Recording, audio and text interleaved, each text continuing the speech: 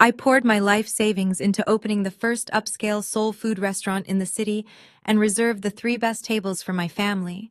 But as the clock struck 8, those seats remained empty, and my brother Marcus, along with his wife Tiffany, were popping champagne at a bar across town, laughing about how I was destined to fail, while my father texted me saying we needed to discuss restructuring my business because they thought they could break me, and they thought I was just the help. But what they did not know was that the very building they were celebrating in was owned by a holding company I secretly founded 5 years ago, and that eviction notice they are about to receive has my signature on it. My name is Zora, and at 32 years old I stood in the middle of Indigo Soul, surrounded by silence so heavy it felt like it was crushing my ribs against my spine. Because the scent of my signature lobster gumbo, a recipe that had taken me 6 years to perfect, hung in the air slowly, turning from inviting to nauseating as the heat dissipated from the clay pots. I checked my phone again for the 50th time, and the screen read 7:45, while the grand opening was supposed to start at 7 sharp, but the jazz band in the corner had stopped playing 20 minutes ago, the bassist giving me a look of pure pity that burned worse than anger. And I smoothed the indigo silk tablecloth on the center table for the 100th time, because it was reserved for the VIPs. For my family, my father, Otis, my brother, Marcus and his wife Tiffany, and the gold placards with their names mocked me under the dim ambient lighting, reflecting my own foolish hope.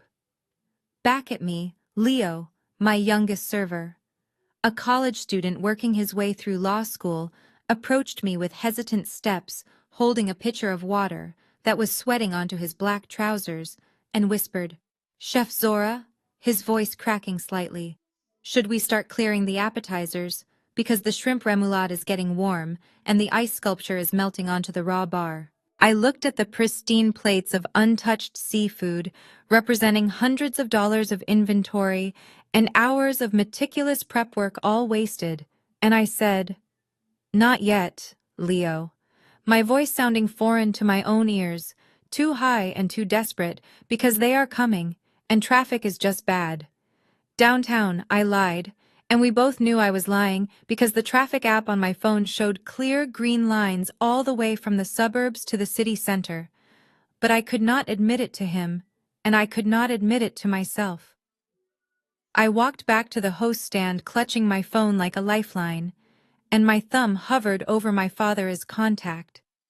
As I remembered the conversation we had just 3 days ago in his study, where the smell of old leather and his expensive cigars always made me feel small, he had gripped my shoulder, his eyes shining with what I thought was pride, and said, "Zora, baby girl, this is your moment, and the whole family will be there because we would not miss it for the world. And you are finally making something of yourself." I had clung to those words, and I had built this entire night around them, wanting to prove to him that I was not just the girl who played in the kitchen while Marcus got his MBA, and I wanted to show him I was a businesswoman and a creator who had built something from nothing without his help or his money. But the empty chairs screamed a different truth, that no matter what I did, I was always an afterthought. The restaurant was beautiful, a labor of love that had consumed my entire life for 2 years, with walls painted a deep midnight blue and gold accents that shimmered like stars. And I had designed it to be a sanctuary, a place where our culture was celebrated with elegance. But right now, it felt like a mausoleum, and every empty chair was a tombstone for my relationship with my family. I watched the candle at the center of my father's table flicker and die out, leaving a thin trail of gray smoke, and it felt like an omen. My head chef Maria poked her head out from the kitchen, her face tight with worry, and signaled to me, asking if they should fire the main courses, and I shook my head slowly, feeling tears prick the corners of my eyes, because there was no one to eat the glazed lamb chops or the blackened catfish, and the food was dying just like my dreams. The vibration of my phone startled me, but it was not a call. It was a notification from my bank alerting me to a transaction I did not recognize, but I swiped it away because I needed to call Marcus, and I needed to know they were okay. Maybe there was an accident, and my mind raced through scenarios like a car crash or a medical emergency, because anything was better than the sinking feeling in my gut that they had simply chosen not to come. But before I could dial, Leo came back, and this time he did not have a picture. He had his phone out the screen, glowing bright in the dimly lit dining room, and he said, "Chef," and this time there was no hesitation, only a hard edge of anger in his voice. "You need to see this. I do not think they are stuck in traffic." I took the phone and looked at the screen, and it was Instagram, a live stream notification from Tiffany with the caption, "Finally some real class celebrating Marcus and his big promotion." I stared at the screen as the video loaded, and the silence in my empty restaurant was shattered by the tinny sound of laughter coming from my phone speakers. The location tag read, "Alexander's Rooftop Bar," which was the most pretentious and overpriced lounge in the downtown district, a place where they charged $20 for a cocktail that tasted like rubbing alcohol and watered-down juice. But on the screen, it looked like a celebration of royalty. My sister-in-law Tiffany was holding the camera high, angling it to catch the glittering city skyline behind her, before panning down to the table loaded with oysters, champagne bottles, and tiny appetizers that looked more like decoration than food. "Hey guys, look who just got made Vice President of Finance at Vanguard Holdings!" Tiffany shrieked into the camera, her voice reaching a pitch that made me wince. She swiveled the camera to focus on Marcus, who was sitting there in a suit I knew my father had paid for, looking smug and holding up a glass of scotch like he was the king of the world. My father sat right next to him, his chest puffed out with pride, a look I had never seen him direct at me, not once in my entire life. He clapped Marcus on the back and shouted into the noise, "That is my boy, the first Brooks to make it to the C-suite." I felt a cold knot tighten in my stomach because I knew for a fact that Marcus had not been promoted to vice president. 2 weeks ago, he had asked me for a loan to cover his car note because he was on probation at work for missing quotas, but there he was, accepting toasts for a lie, while I stood in the truth of my hard work, surrounded by empty chairs. Then a comment popped up on the live stream from one of our cousins who had not been invited, asking, "Wait, I thought tonight was Zora's grand opening. Isn't the whole family supposed to be at Indigo Soul?" I watched Tiffany read the comment, and her lip curled in that dismissive way that always made me feel like dirt. She laughed a cruel tinkling sound and looked directly into the camera lens. "Oh, honey, we decided to upgrade tonight," she said loud enough for the whole table to hear. "We wanted a classy evening to match Marcus' success, you know how it is. We did not want to weigh ourselves down with all that heavy, greasy food Zora makes. We needed something refined." My father did not correct her. He did not say, "Actually, my daughter is a classically trained chef, and her food is world-class." Instead, he laughed. He threw his head back and laughed, raising his glass to clink against Tiffany's. That sound of glass hitting glass broke something inside me that I did not know was still intact. It was the sound of my father choosing a lie over my reality, choosing his daughter-in-law's mockery over his own daughter's dignity. My hands were shaking so hard I almost dropped the phone, but a surge of adrenaline replaced the shock. I needed them to hear me. I needed to disrupt their perfect little fantasy. I hit the call button on Tiffany's contact. On the screen, I watched the notification pop up.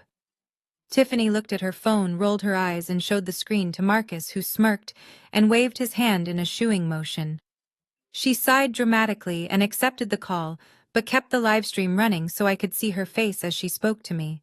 "Hello, Zora," she shouted over the music, her tone fake sweet and dripping with condescension. "We are kind of in the middle of a moment here, sweetie." "Where are you?" I asked, my voice trembling with rage. "You said you were stuck in traffic. You said you were coming." "Oh yeah, the traffic was terrible, so we just pulled over to wait it out at Alexander's." She lied smoothly, not even blinking. "Listen, the signal up here is really bad. I can't really hear you." "I can see you, Tiffany," I yelled into the empty dining room. "I am watching your live stream right now. Tell Dad to get on the phone." She paused, and for a second a flicker of annoyance crossed her face. She pulled the phone away from her ear and looked at the camera again, addressing her followers instead of me. "Sorry, guys," Just some family drama. You know how envious people get when you are winning. Then she put the phone back to her ear. You are breaking up, Zora. We will stop by some other time, maybe when you learn to be happy for your brother. Bye now. The line went dead. On the screen, the video ended as she cut the feed, leaving me staring at my own reflection in the dark glass. The silence rushed back in louder than before. I looked around at the pristine tables, the folded napkins, the candles burning down to nothing. It was all a joke. My dream was their punchline. I felt a scream building in my throat, but I swallowed it down, turning it into action because if I did not move, I would collapse. I walked over to the table reserved for my father. The lobster gumbo had developed a skin on top. The steam was gone. I grabbed the edge of the heavy ceramic bowl, my knuckles turning white. Leo and Maria were watching me from the kitchen, past their eyes wide with fear. But I did not care. I marched to the back, pushed through the swinging doors, and found the large trash can near the dish pit. I scraped the gumbo into the bin. The sound of the food hitting the plastic liner was wet and final. I went back for the appetizers, the crab cakes, the remoulade. Plate after plate, I scraped hours of love and labor into the garbage. Tears were finally streaming down my face, hot and fast, blurring my vision, but I kept scraping. I wanted to erase every trace of them from my restaurant. If they thought my food was garbage, then that is where it belonged. I was reaching for the centerpiece on Marcus' table, a bottle of expensive champagne I had bought with my rent money, intending to smash it against the wall, when the chime above the front door rang out. A clear, sharp sound that cut through my rampage. I froze, gripping the bottleneck. "We are closed!" I shouted without looking up, my voice raw and cracking. "Get out!" The door did not close. Instead, slow, heavy footsteps echoed on the hardwood floor, moving closer to where I stood, amidst the ruin of the VIP table. I said, "We are closed." I turned around, ready to unleash my fury on whoever had dared to walk in, but the words died in my throat. Standing in the entryway was an older black man wearing a simple gray cardigan and a newsboy cap. He looked tired, his clothes were worn, and he leaned heavily on a cane, but his eyes were sharp, intelligent, and fixed directly on me. He looked at the empty tables, then at the phone I had left on the table, which was still glowing with the notification of Tiffany's ended video, and finally at the bottle of champagne in my hand. He did not look like a customer who could afford the menu I had designed, but there was an authority in his stance that made me lower the bottle.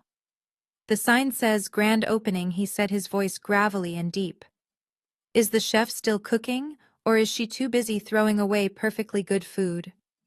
I took a deep breath, inhaling the scent of sage and thyme, trying to steady my trembling hands before walking back out to the dining room.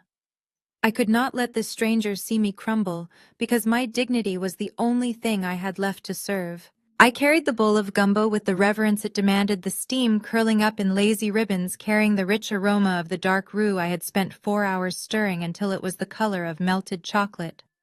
My guest had seated himself not at one of the small tables by the window, but right next to the empty VIP section, his presence a stark contrast to the void my family had left. "Here you are, sir," I said, placing the bowl down, and I prayed my voice would not crack. "The house special seafood gumbo with andouille sausage and blue crab." He did not speak immediately. He just looked at the bowl, then up at me with eyes that seemed to have seen 1,000 lifetimes. He did not touch the spoon yet.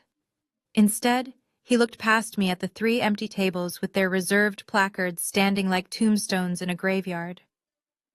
"Big party tonight?" he asked, his voice low and raspy. I swallowed hard, forcing a smile that felt like it might shatter my face. "Just a quiet opening," I lied. "Quality over quantity." He hummed a sound that vibrated deep in his chest and finally picked up his spoon. I stepped back, intending to retreat to the safety of the kitchen, but I found myself frozen, waiting for his reaction. It was pathetic, really, how desperate I was for validation, for just one person to acknowledge that I existed and that my work mattered. He took a bite and closed his eyes. He chewed slowly, savoring the complex layers of spice and smoke. He did not moan or exclaim loudly like the food critics on television. He just nodded once, a slow, deliberate movement of respect. Then my apron pocket buzzed. It was a long, aggressive vibration that went on for seconds. I ignored it. Then it buzzed again. And again. The sound was muffled, but in the silent restaurant, it sounded like a jackhammer. "Excuse me?" I murmured, backing away. I pulled the phone out once I was behind the swinging doors. It was a text from Marcus. I opened it, and the words hit me harder than a physical slap. "Zora, stop being childish and answer the phone. We have VIPs here who are starving, and that food is just sitting there going to waste. Pack it up and bring it to Alexander's. Do not embarrass me in front of the partners. Be useful for once. Be useful. Not come join us. Not we miss you. Be useful. Like a servant. Like a catering service he did not have to pay for. He wanted me to pack up my dream into styrofoam containers and haul it across town to feed the very people who were laughing at me so he could look like a big shot who commanded his family like employees. Something inside me snapped.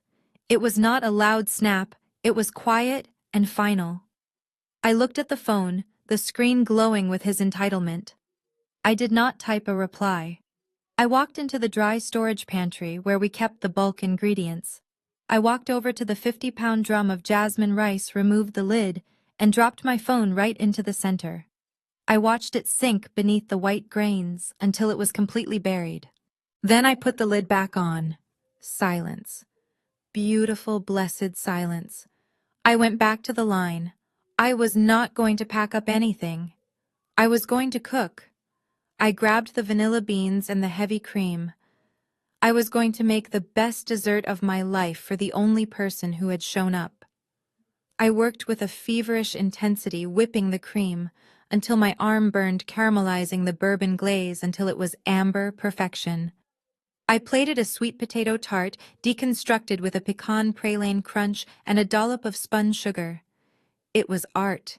It was defiance on a plate. When I brought it out, the old man had finished every drop of his gumbo. I placed the dessert in front of him. "On the house," I said softly. "Thank you for coming." He looked at the dessert, then at me. He did not eat this time. He reached into his pocket and pulled out a crisp $100 bill and placed it on the table. Then he pulled out a small plain white card. It had no logo, no company name, no title. Just a phone number and a name printed in small block letters, Elias Vance. He stood up, picking up his cane.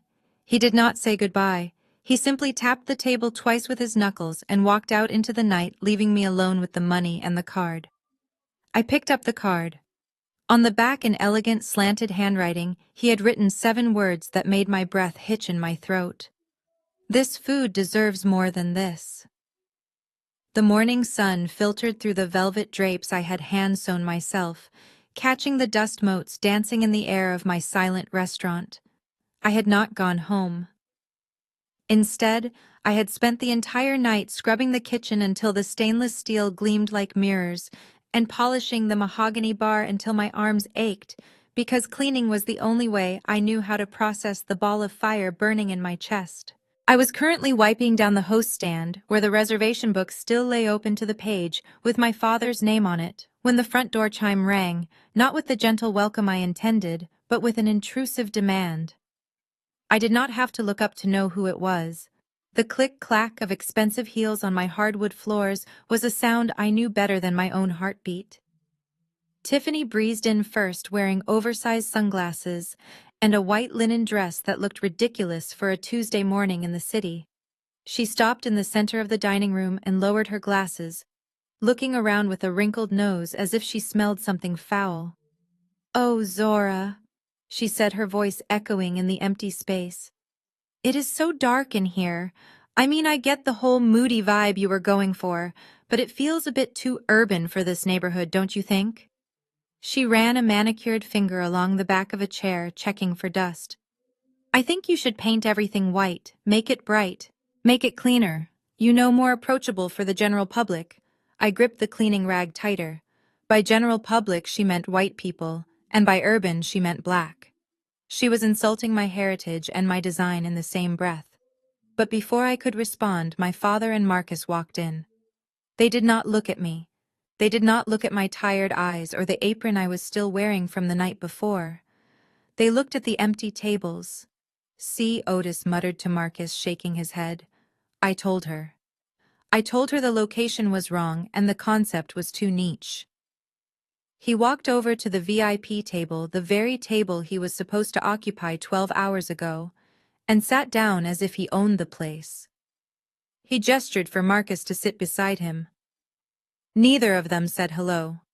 Neither of them said sorry for missing the biggest night of my life. "Zora, come sit down," my father commanded, pointing to the chair opposite him. "We need to have a family meeting."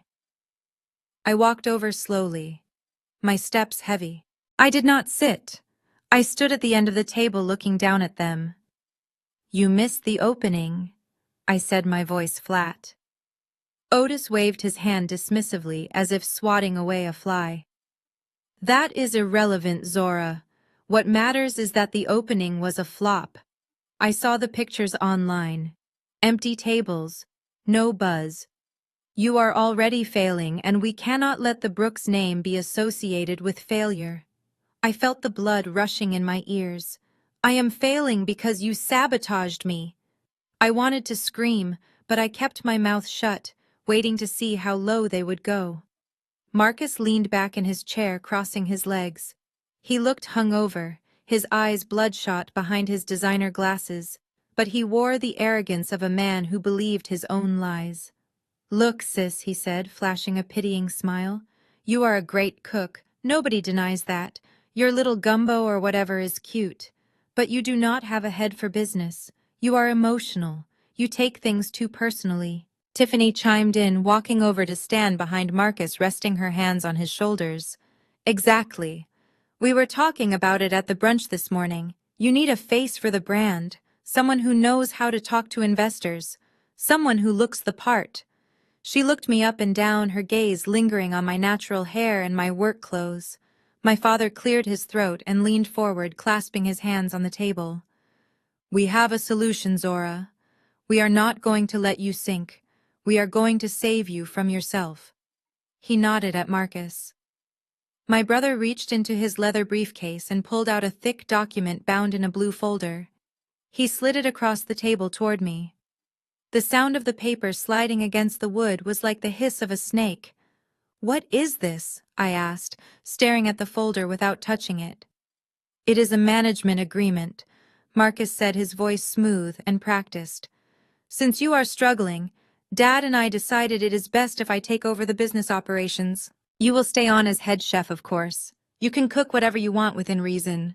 But I will handle the finances, the marketing, and the branding." I opened the folder. The first page was titled "Transfer of Majority Control." I scanned the lines. They wanted 51% of my company. They wanted veto power over the menu. They wanted to rebrand Indigo Soul to something more market-friendly. And in exchange, they would offer me a salary from my own business. Tiffany leaned in closer, her perfume cloying and sweet. "It is for the best, sweetie. Imagine how relieved you will be. You can just stay in the kitchen where you belong and let the men handle the real work. Plus, Marcus has some great ideas about franchising. We could turn this into a fast casual concept." "Think of the money."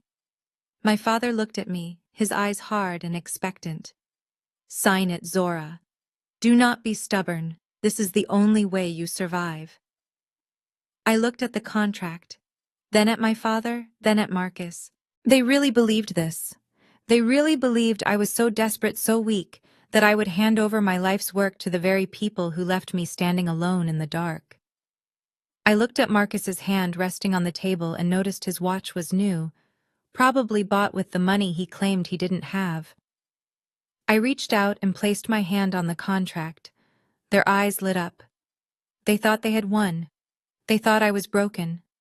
But they didn't know about the card burning a hole in my pocket or the fire that had been stoked in the silence of the night. "I am glad you brought this," I said softly, my fingers curling around the edge of the paper, because I was just thinking about how to handle the trash. I looked up at them, my eyes burning. You want me to sign over 70% of my company for a salary that barely covers rent in this city. You want to own my recipes, my name, and my legacy while I scrape by on minimum wage. Tiffany laughed, a light, airy sound that grated on my nerves like sandpaper. Oh, Zora, do not be so dramatic. It is a standard restructuring deal. Honestly, it is generous considering the position you are in. We are taking on all the risk here. She walked around the table, her heels clicking on the floorboards I had installed myself. She stopped right next to me, too close, invading my personal space. She reached out and patted my shoulder, her touch patronizing and cold. Look, honey, let us be real. You do not have the leadership quality we need for the next phase. You are too emotional. You get so worked up about the little things like heritage and tradition. That stuff scares off the investors we are targeting. We need a face that is polished, a face that is safe. You are better off in the back, hidden away, where you can just focus on the pots and pans. Leave the image work to me and Marcus. I froze. Emotional. It was the word they always used. It was code. It meant loud. It meant angry. It meant black. She was telling me to my face that I was too much, that my blackness was a liability, and that I should be grateful to be hidden in the kitchen while she, the white sister-in-law, played the face of my soul food restaurant. The audacity was breathtaking. I looked at my father, expecting him to defend me, expecting him to say that his daughter was a professional, a graduate of the Culinary Institute, a woman who had run kitchens in Paris and New York. But he just sat there nodding along with her. Tiffany makes a good point, Zora, he said, avoiding my eyes. You have always been high-strung. This arrangement protects the family asset. The family asset. I stood up slowly, the chair legs scraping against the floor. The silence in the room was heavy, charged with the electricity of a storm about to break. I looked at the contract one last time. Then I looked at the signature line where they expected me to sign away my freedom. This is not a family asset, I said, my voice low and steady, deeper than the ocean. This restaurant was built with the insurance money Mom left me. Not us. Me. She left it to me because she knew exactly who you two were. She knew you would drain her dry if she gave you the chance, and now you are trying to do it to me. I gripped the top of the contract. The sound of the thick paper tearing was loud, sharp, and satisfying. I ripped it down the middle. Then I ripped it again, and again. I threw the confetti of their greed into the air, and it rained down on the table, landing in the water glass, and on Marcus' expensive suit jacket. Get out, I said, pointing to the door. Get out of my restaurant. Get out of my life. Tiffany gasped, clutching her pearls in a performance of shock. You ungrateful little... We are trying to help you. I took a step toward her, and for the first time she looked afraid.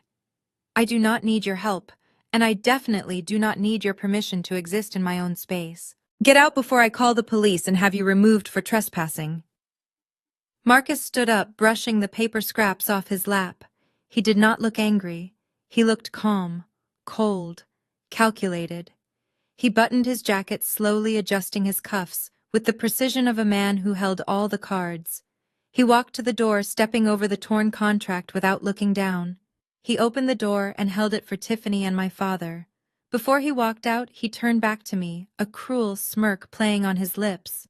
You have a lot of fire, sis, he said smoothly. It is a shame you won't have anything to cook with.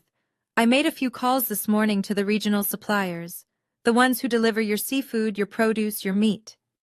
It turns out they are very concerned about your credit rating.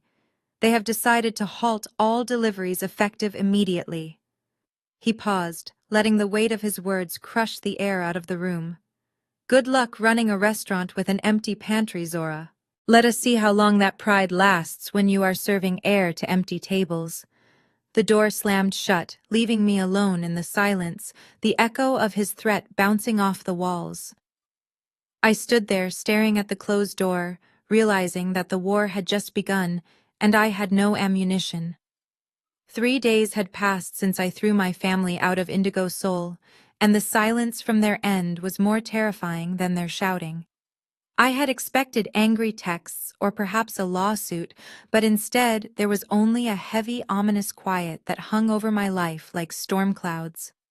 I tried to focus on the work because the kitchen was the only place where I felt in control, so I arrived at 5 in the morning on Wednesday, ready to receive the weekly delivery of Gulf shrimp and collard greens that were the backbone of my menu. I had my clipboard ready and my staff was prepping the stations, but 6 o'clock came and went, and the loading dock remained empty. By 6:30, the knot in my stomach had tightened into a hard stone.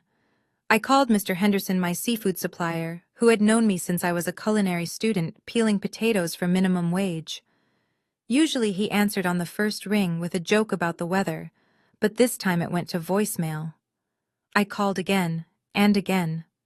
Finally, on the fourth try, he picked up, but his voice lacked its usual warmth, sounding tight and strained.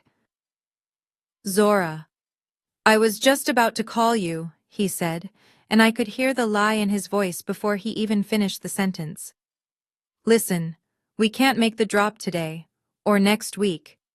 I gripped the phone tighter, my knuckles turning white against the stainless steel prep table. "What do you mean you can't make the drop, Mr. Henderson? I placed that order 4 days ago. We have a full book of reservations tonight. I need those shrimp.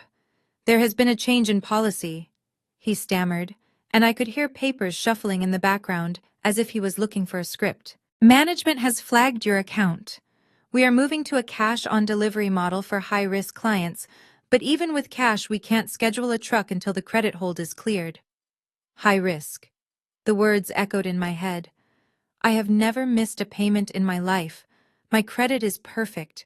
Who flagged my account? He sighed, a heavy sound of a man caught between a rock and a hard place. "Look, Zora, you didn't hear this from me, but word on the street is that Indigo Soul is insolvent. Some bankers were asking questions, saying the ownership structure is unstable and that you are leveraged to the hilt. People are scared they won't get paid. I am sorry, Zora, really I am, but I can't risk the inventory." The line went dead before I could argue. I stood there, staring at the silent phone, realizing the reach of Marcus's petty vengeance. He worked in finance, and he knew exactly which whispers would destroy a small business. He didn't need to burn the building down, he just needed to starve us out. 10 minutes later, the produce company called with the same excuse, then the linen service. It was a coordinated strike designed to cripple me right before the weekend rush. I looked at Maria, my sous chef, who was watching me with wide, fearful eyes. "We have no food," she whispered. "Chef, what are we going to do?" I took a deep breath, forcing the panic down into the dark corners of my mind. "We are not closing," I said, my voice fierce. "If they won't bring the food to us, we will go get it." The next 4 hours were a blur of humiliation and exhaustion. I drove my beat-up sedan to the wholesale warehouse club and the local farmers market, running through the aisles like a madwoman. I wasn't Chef Zora Brooks, the owner of the hottest new spot in town. I was just a desperate woman wrestling with 50-pound bags of rice and crates of sweet potatoes, paying retail prices that obliterated my profit margins. Every swipe of my debit card felt like a physical blow because I knew this model was unsustainable. I was bleeding money just to keep the doors open. By the time I hauled the last bag of onions into the kitchen, my chef's coat was soaked with sweat and my back was screaming in protest. It was already 4 in the afternoon. We had 2 hours to prep for a service that usually took 8. The kitchen was chaos. Knives were chopping frantically, pots were boiling over, and the air was thick with tension. I didn't have time to taste everything properly. I didn't have time to breathe. I just kept moving, driven by a stubborn refusal to let Marcus win. We opened the doors at 6, and the first wave of guests arrived. I stood at the pass, wiping sweat from my forehead, trying to project calm. The plates were going out. The food looked good. Maybe we had survived. Maybe I could outwork his sabotage. Then at 7:30, right during the peak of the dinner rush, a scream pierced the air from the dining room. It wasn't a laugh or a shout of joy. It was a sound of pure distress. I froze, my heart hammering against my ribs. I ran out of the kitchen to table 4 near the center of the room. A man was standing up, clutching his stomach, his face contorted in agony. He was loud, too loud, almost theatrical. Oh God, my stomach, he bellowed, doubling over. It hurts. I think I am going to be sick. This food is tainted. The entire restaurant went silent. Forks hovered halfway to mouths. Guests exchanged horrified glances.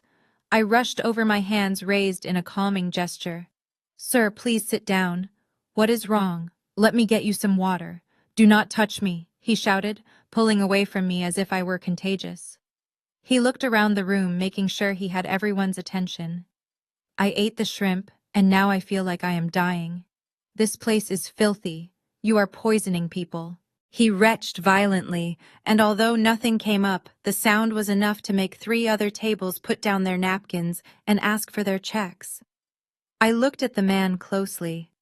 I didn't recognize him, but I recognized the expensive watch on his wrist. It was the same brand Marcus wore, and I saw the way his eyes darted to the door, not in pain, but in anticipation, as if he was waiting for an audience. This wasn't bad luck. This wasn't a cooking error. This was a performance. And as the man collapsed onto the floor, groaning and creating a scene that would undoubtedly end up on social media, I realized that cutting off my supplies was just the opening move. Marcus wasn't just trying to starve my business, he was trying to assassinate my reputation. The aftermath of the staged food poisoning incident was not a police report or a lawsuit, it was a digital assassination executed with military precision. I sat in the cramped office at the back of the kitchen, the blue light of the computer monitor illuminating the tears drying on my cheeks as I watched the reputation I had built over a decade of hard work disintegrate in real time.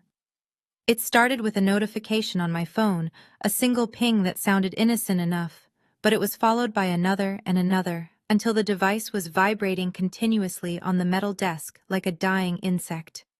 I opened the Yelp page for Indigo Soul and felt the air leave my lungs.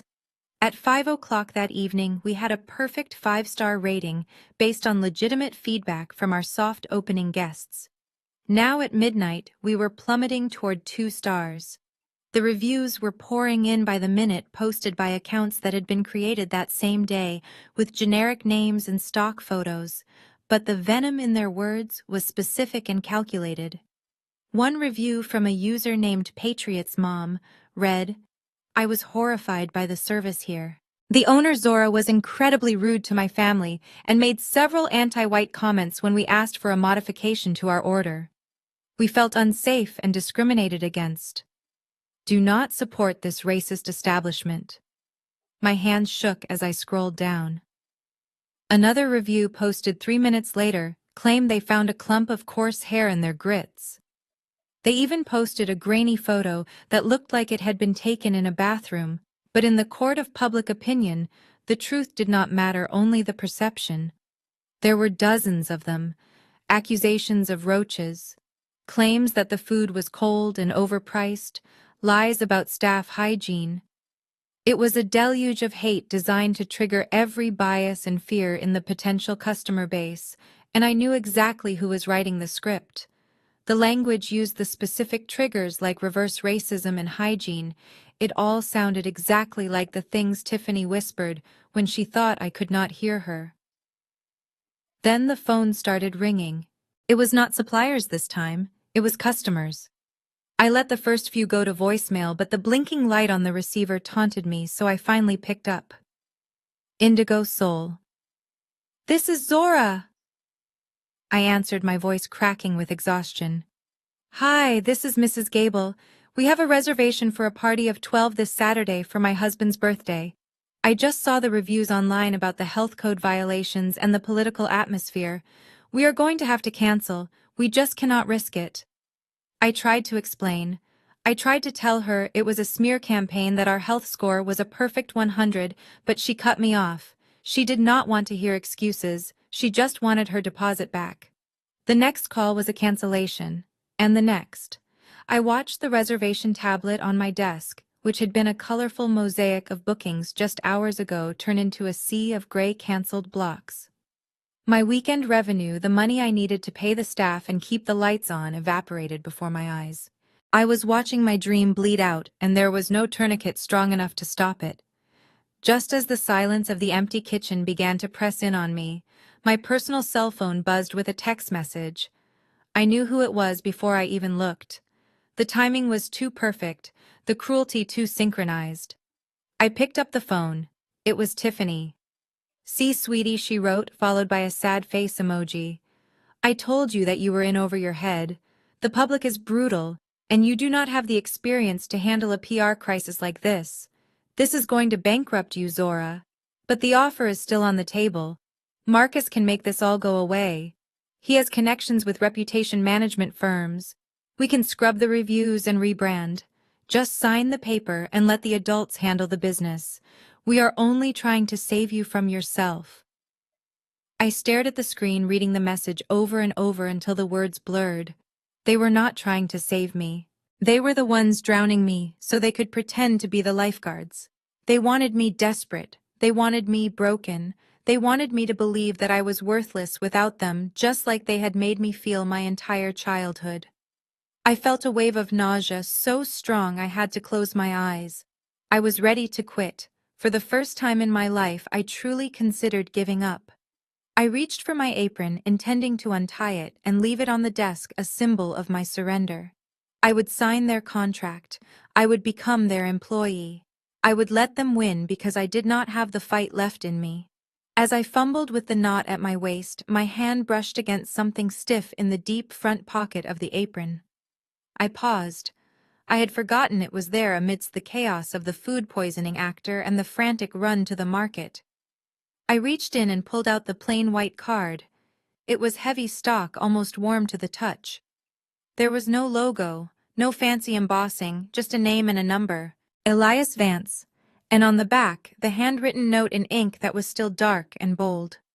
"This food deserves more than this." I ran my thumb over the ink. I thought about the man who had sat in my empty restaurant eating gumbo while my family partied across town. I thought about the quiet power in his voice. He had seen me. He had tasted my truth. Marcus and Tiffany thought they had cornered me. They thought they had cut off every supply line and every ally. But they had forgotten one thing. They had forgotten that when you back a chef into a corner, she does not just cook. She sharpens her knives. I picked up my phone, but I did not reply to Tiffany. Instead, I dialed the number on the card. It was 3 in the morning, but I had a feeling that Elias Vance was awake. I had a feeling he was waiting for this call. The phone rang once, then twice before Elias picked up, and his voice was clear and alert, despite the ungodly hour. "Meet me at the first tower downtown in 30 minutes, he said, and hung up before I could ask a single question. I grabbed my keys and drove through the empty streets, the city lights blurring past me like streaks of fire mirroring the chaos in my mind. The first tower was the tallest building in the city, a monolith of steel and glass that housed the most powerful corporations in the state, and I had driven past it 1,000 times, but never set foot inside. When I arrived, the security guard at the front desk didn't ask for my ID. He simply nodded and said, "Mr. Vance is expecting you on the penthouse floor." The elevator ride was silent and swift, my ears popping as we ascended 50 stories into the sky. When the doors opened, I stepped out, not into an office, but into a sanctuary.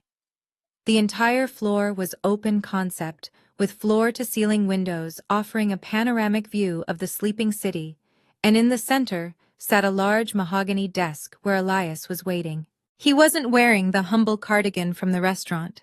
He was dressed in a tailored suit that cost more than my car, and the air around him crackled with authority.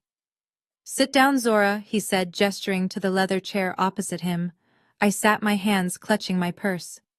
"Mr. Vance, I don't know why you helped me the other night or why you agreed to see me now, but I am desperate. My suppliers have cut me off. My reputation is being destroyed. I need a loan. I can pay you back with interest.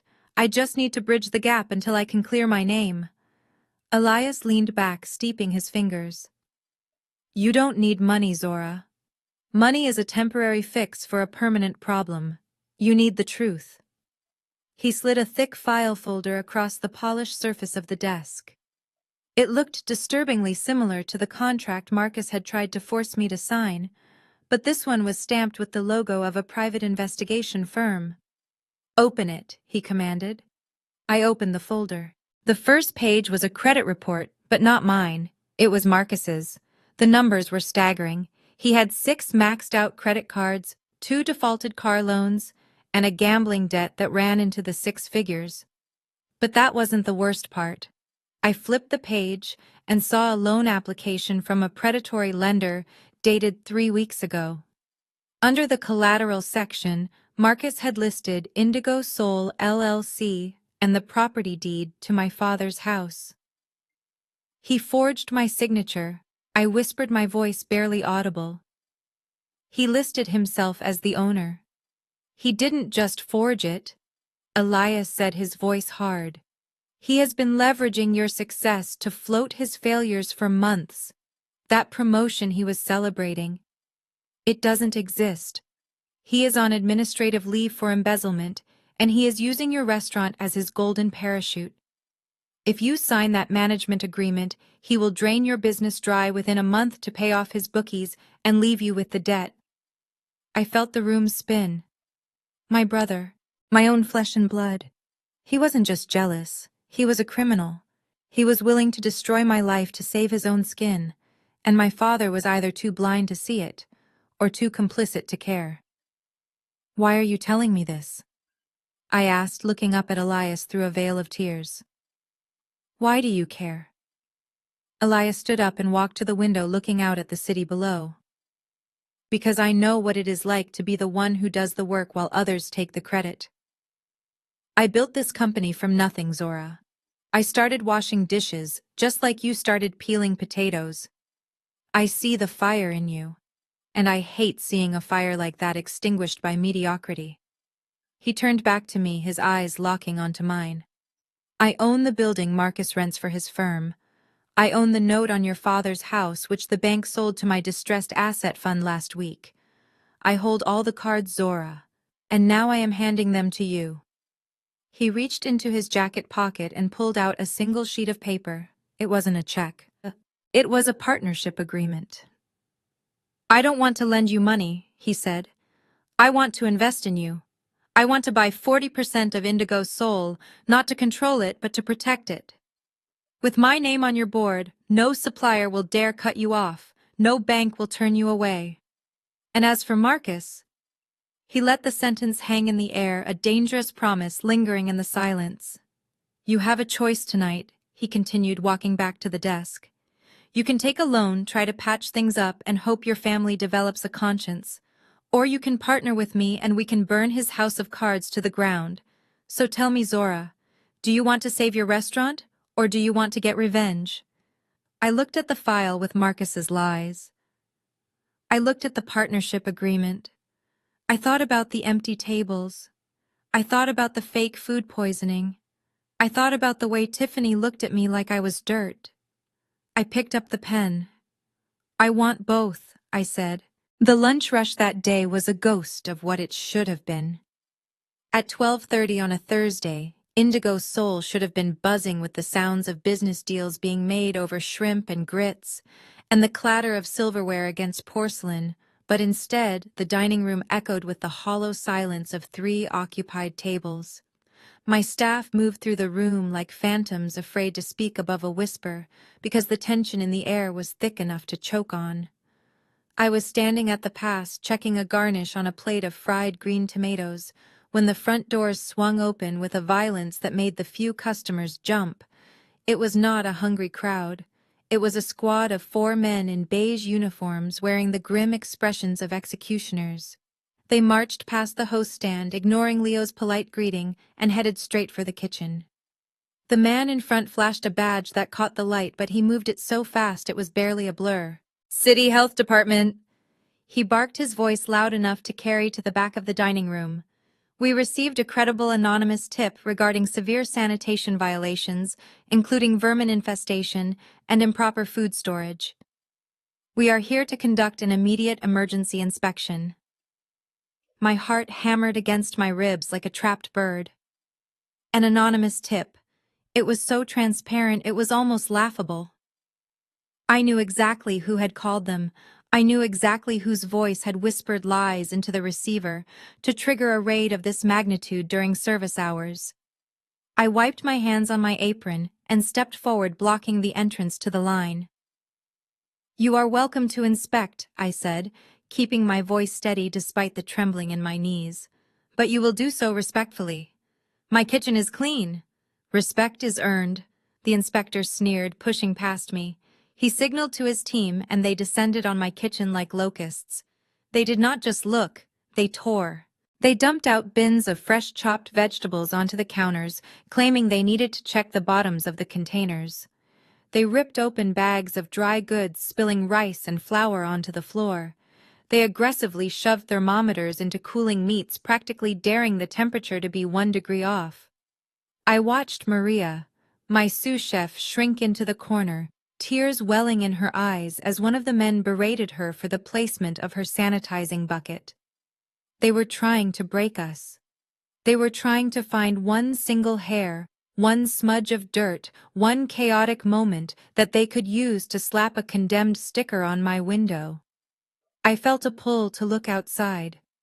Through the large plate glass window of the kitchen that faced the street, I saw a black luxury SUV parked illegally in the loading zone. The window was rolled down just enough to reveal a pair of oversized designer sunglasses and a shock of blonde hair. Tiffany. She was leaning against the door frame, holding her phone up, filming the raid. She was smiling, a tight, triumphant smile that said, "I told you so." She was waiting for the show. She was waiting for me to be dragged out in disgrace, so she could post it to the world and say that she tried to save me. A cold calm washed over me. It was the same calm I felt when the dinner rush was 10 tickets deep and the ticket machine was screaming. I was not going to give her a show. I was going to give her a lesson. I turned back to the lead inspector, who was currently sneering at my walk in cooler log.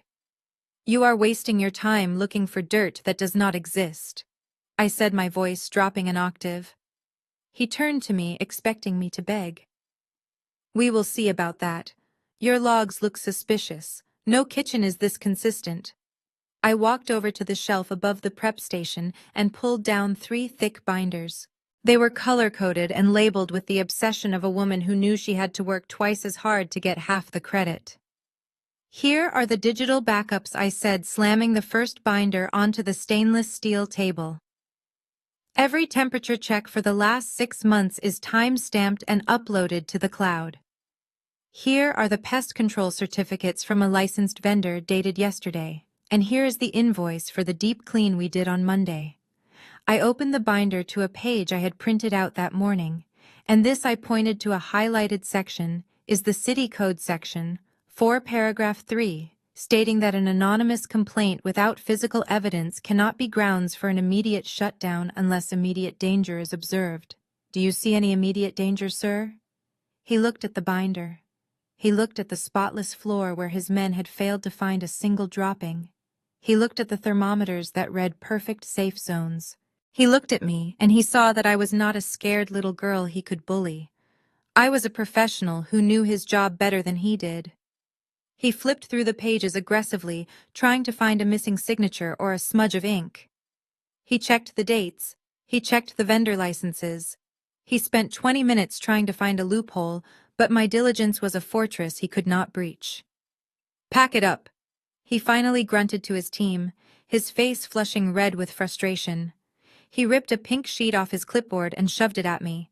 It was a passing grade. A perfect score. "We will be back," he threatened. "We will be watching you, Brooks." I took the paper and didn't even look at it. I watched them march out of my kitchen, defeated and angry, leaving my staff shaken, but standing. I walked to the window. The SUV was still there.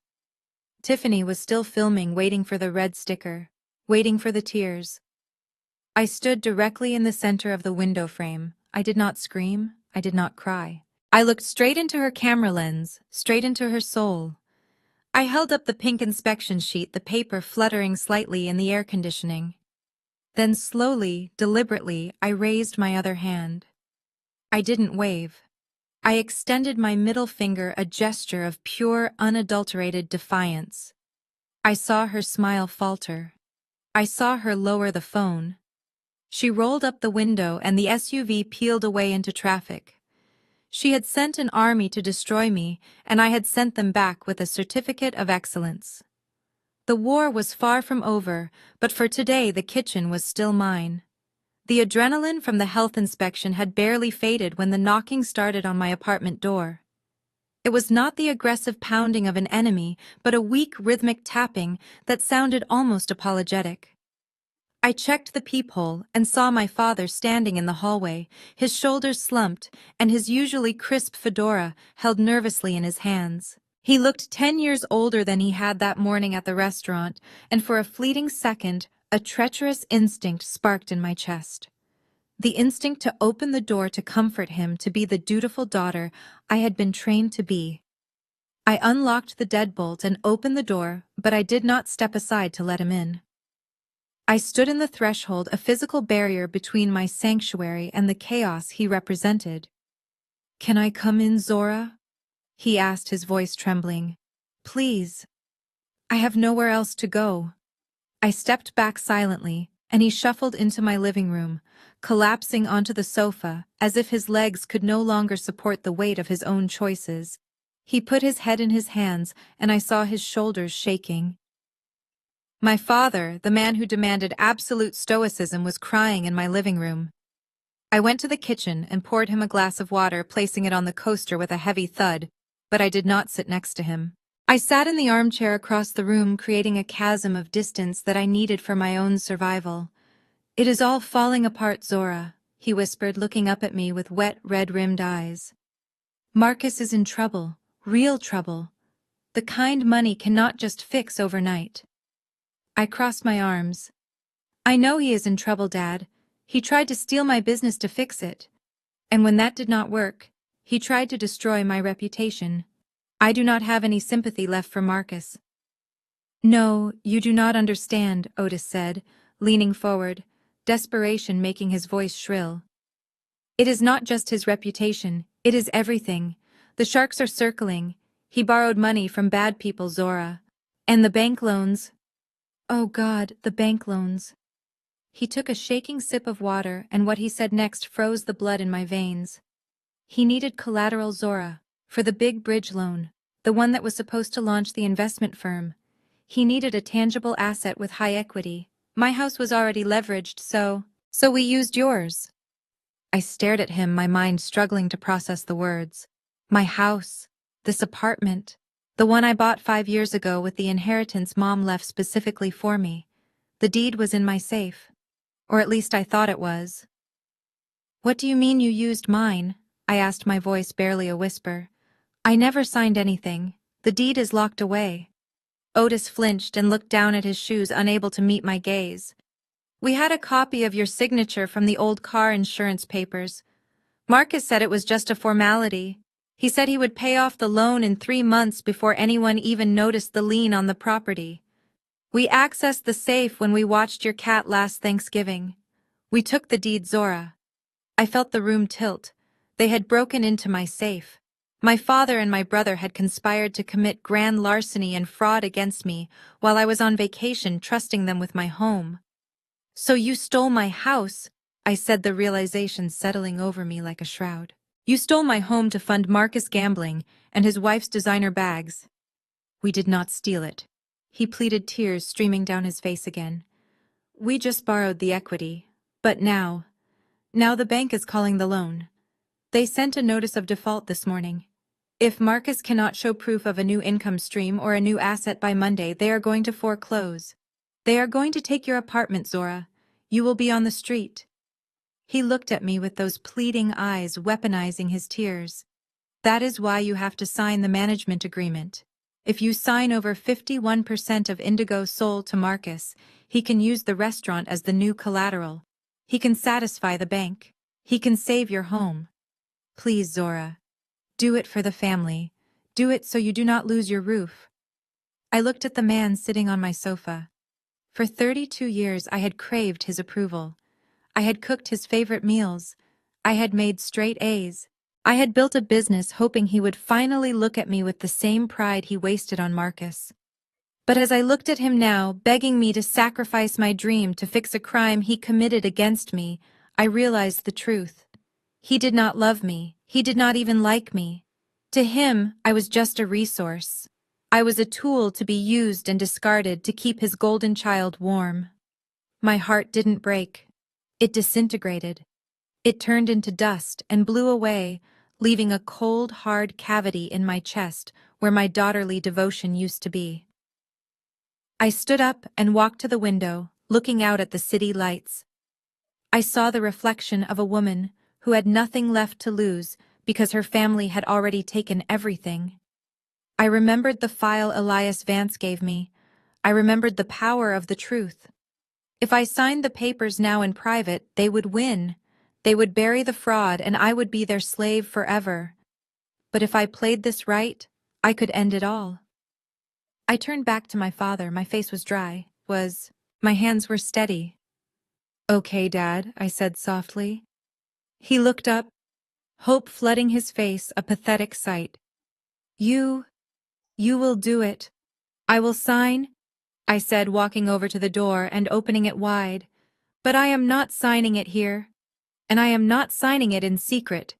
He stood up, wiping his face with a handkerchief, looking confused. "What do you mean?" "Marcus is having his big promotion party Saturday night, right? All his investors will be there. All the partners. If he wants to be the big boss who saved the family business, then we should do it properly." I gripped the door handle tight. "I will bring the contract to the party. I will sign it in front of everyone. I want the world to see exactly what kind of businessman my brother is." Otis smiled, a weak, relieved smile that made my stomach turn.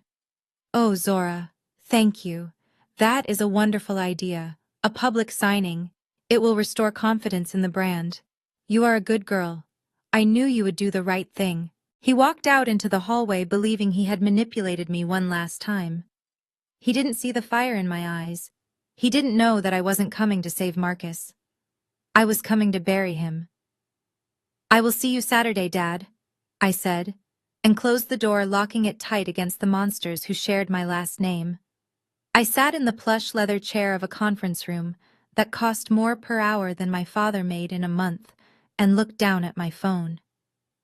The text message was drafted and waiting for my thumb to release it into the world. It was a surrender. It was a white flag. It was the lie that would seal their fate. I took a deep breath, inhaling the scent of old money and mahogany that permeated the law offices of Vance Global, and pressed send. "Marcus, I am ready to sign. I will bring the papers to your party on Saturday." The response was almost immediate. My phone lit up with an incoming call from Marcus, and I answered, putting it on speaker so Elias and his team of sharks could hear the enemy they were about to devour. "Zora, I knew you would come to your senses," Marcus shouted, and the background noise told me he was already celebrating. I could hear the pop of a cork and the high-pitched laughter of Tiffany. "We are at the country club doing a little pre-game for the big reveal. You made the right choice, sis." "Really?" I swallowed the bile rising in my throat. "I just want to save the house, Marcus. I am doing this for Dad." Yeah, for Dad, sure," he said, dismissively. "But honestly, you are doing this for the brand." Speaking of which, Tiffany had a genius idea. Since we are pivoting to a more commercial model, we are thinking of rebranding. Indigo Soul is too dark, too moody. We want something bright, something inviting. Tiffany's voice cut through the line, sharp and excited. "We are going to call it Tiffany's Soul and Spice. Isn't that cute? It has a ring to it. And get this, Zora, we are going to pivot to frozen retail. We can mass produce your gumbo, freeze it, and sell it in supermarkets next to the fish sticks. No more hours of prep. No more fresh herbs. Just heat and eat." I felt Elias's hand rest gently on my arm, grounding me because he saw the way my hands were shaking. They wanted to take my grandmother's recipes, the food that told the story of our survival, and turn it into a microwavable block of ice branded with the name of a woman who thought seasoning was a crime. They wanted to strip the soul out of my business and sell the husk. That sounds innovative, I said, forcing the words through gritted teeth. It is going to be a gold mine, Marcus bragged. We already have a distributor interested in the frozen line. By next year we will be millionaires. Anyway, bring the papers Saturday. And Zora, don't look depressed. This is a celebration. I hung up the phone and looked at Elias. The anger that had been burning me up inside had cooled into something solid and sharp, like a blade of obsidian. They are going to sell frozen gumbo, Elias said, shaking his head with a look of genuine disgust. That is a crime against humanity alone. He slid a stack of documents toward me. These were not management contracts. These were assignment of debt instruments. While Marcus was popping champagne and planning to destroy my legacy, Elias's lawyers had been quietly buying up every single cent of debt Marcus owed. They had purchased the predatory loan on my father's house. They had bought the car notes on his luxury vehicles. They had even acquired the outstanding balance on his maxed-out credit cards from a collection agency. As of this moment, Elias explained, you are not just his sister. You are his biggest creditor. You own the paper on his entire life. When you sign this, you become the bank. And banks do not have family, they have assets and liabilities. I picked up the pen. I remembered the way Tiffany had looked at me during the health inspection. I remembered Marcus laughing while I scraped food into the trash. I remembered my father begging me to fix his mistakes. I signed the bottom of the page. The ink flowed smoothly, binding Marcus to me in a way he could never have imagined. I was no longer the victim.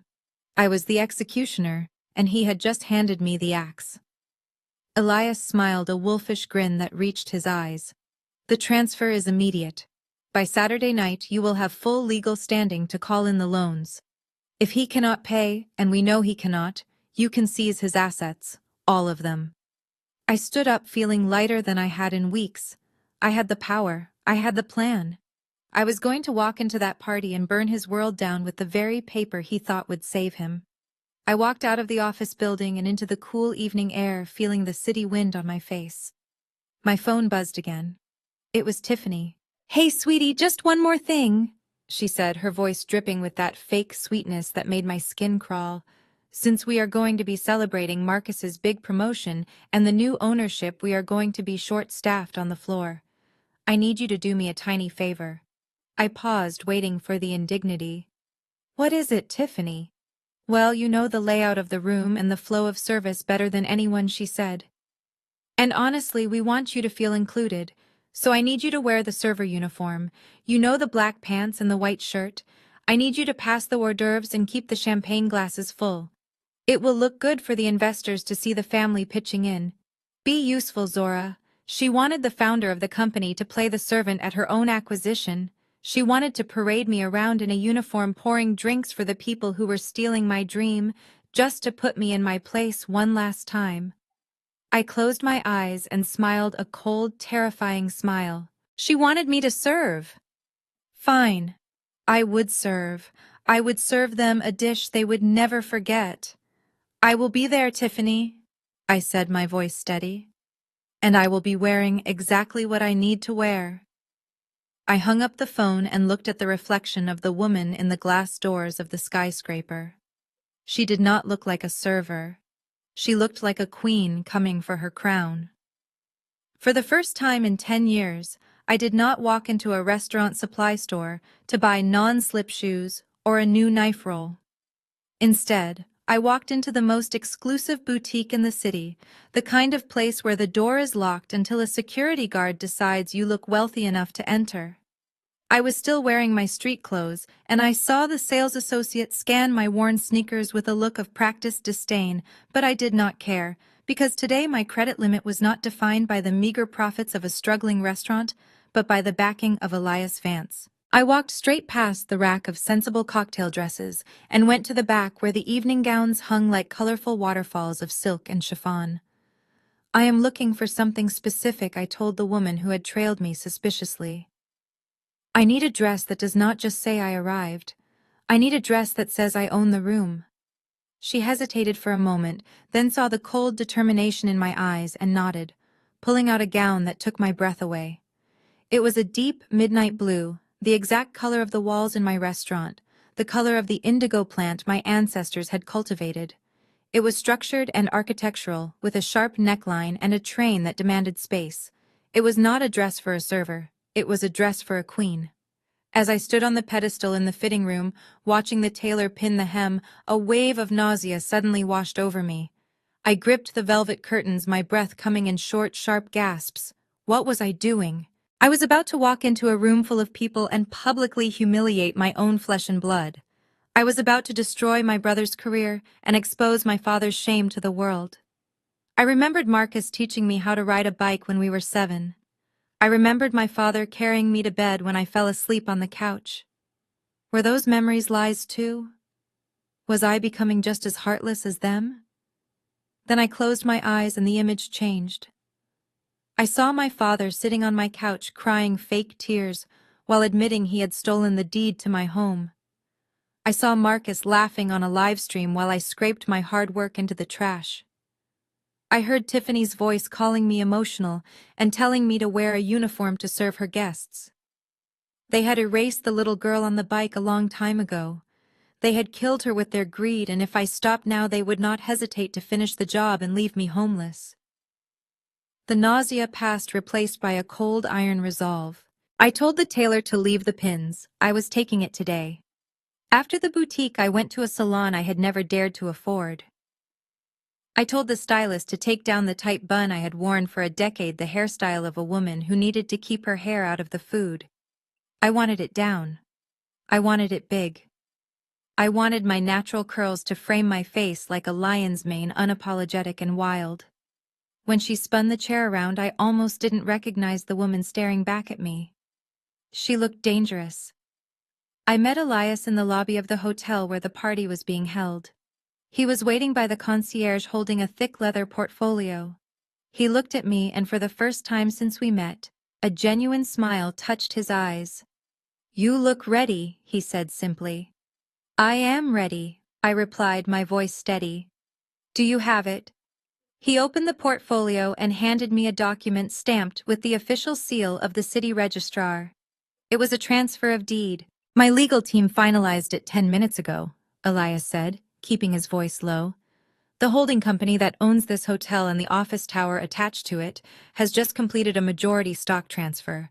The primary shareholder is now listed as Zora Brooks." I ran my fingers over the paper. Marcus was upstairs right now, popping champagne in a penthouse ballroom, thinking he was the king of the castle. He had no idea that he was standing on my floor inside my building, celebrating a promotion that was funded by my debt. "So I can kick them out?" I asked, looking up at Elias. "It is your property." Elias nodded. "You can call security. You can cut the power. You can do whatever you want. But I think you have a better plan." I tucked the deed into my clutch purse right next to the debt assignment papers. I did have a better plan. Kicking them out was too easy. I wanted them to stay. I wanted them to witness the transition of power. I walked over to the large gilded mirror in the hotel lobby. I looked at the woman in the midnight blue gown with the hair of a warrior and the eyes of a survivor. I looked for a trace of the sister who used to cover for Marcus when he stole money from Mom's purse. I looked for the daughter who just wanted her dad to say good job. They were gone. "Goodbye, Zora." "The good girl," I whispered to my reflection. "You were too good for them anyway." I turned away from the mirror and walked toward the elevators, my heels clicking a rhythm of war on the marble floor. The elevator doors opened and I stepped in, pressing the button for the penthouse. Going up. The grand ballroom of the hotel was vibrating with the low hum of expensive conversation and the clinking of crystal flutes. It was the kind of room where the air conditioning smelled like money and the floral centerpieces cost more than a mid-sized sedan. Marcus stood in the center of it all, holding court beneath the massive chandelier, looking every inch the corporate titan he pretended to be. He was wearing a tuxedo that I knew he had charged to the company card just hours before, and his smile was blinding as he gestured to the large projection screen behind him, which currently displayed a mock-up logo for Tiffany's Soul and Spice. "We are not just talking about a restaurant anymore," Marcus said, his voice projecting confidence to the circle of investors hanging on his every word. "We are talking about scalability. We are talking about taking the raw, authentic energy of urban cuisine and refining it for the mass market. My sister Zora built a nice little local spot, but she lacks the vision to take it global. That is where I come in.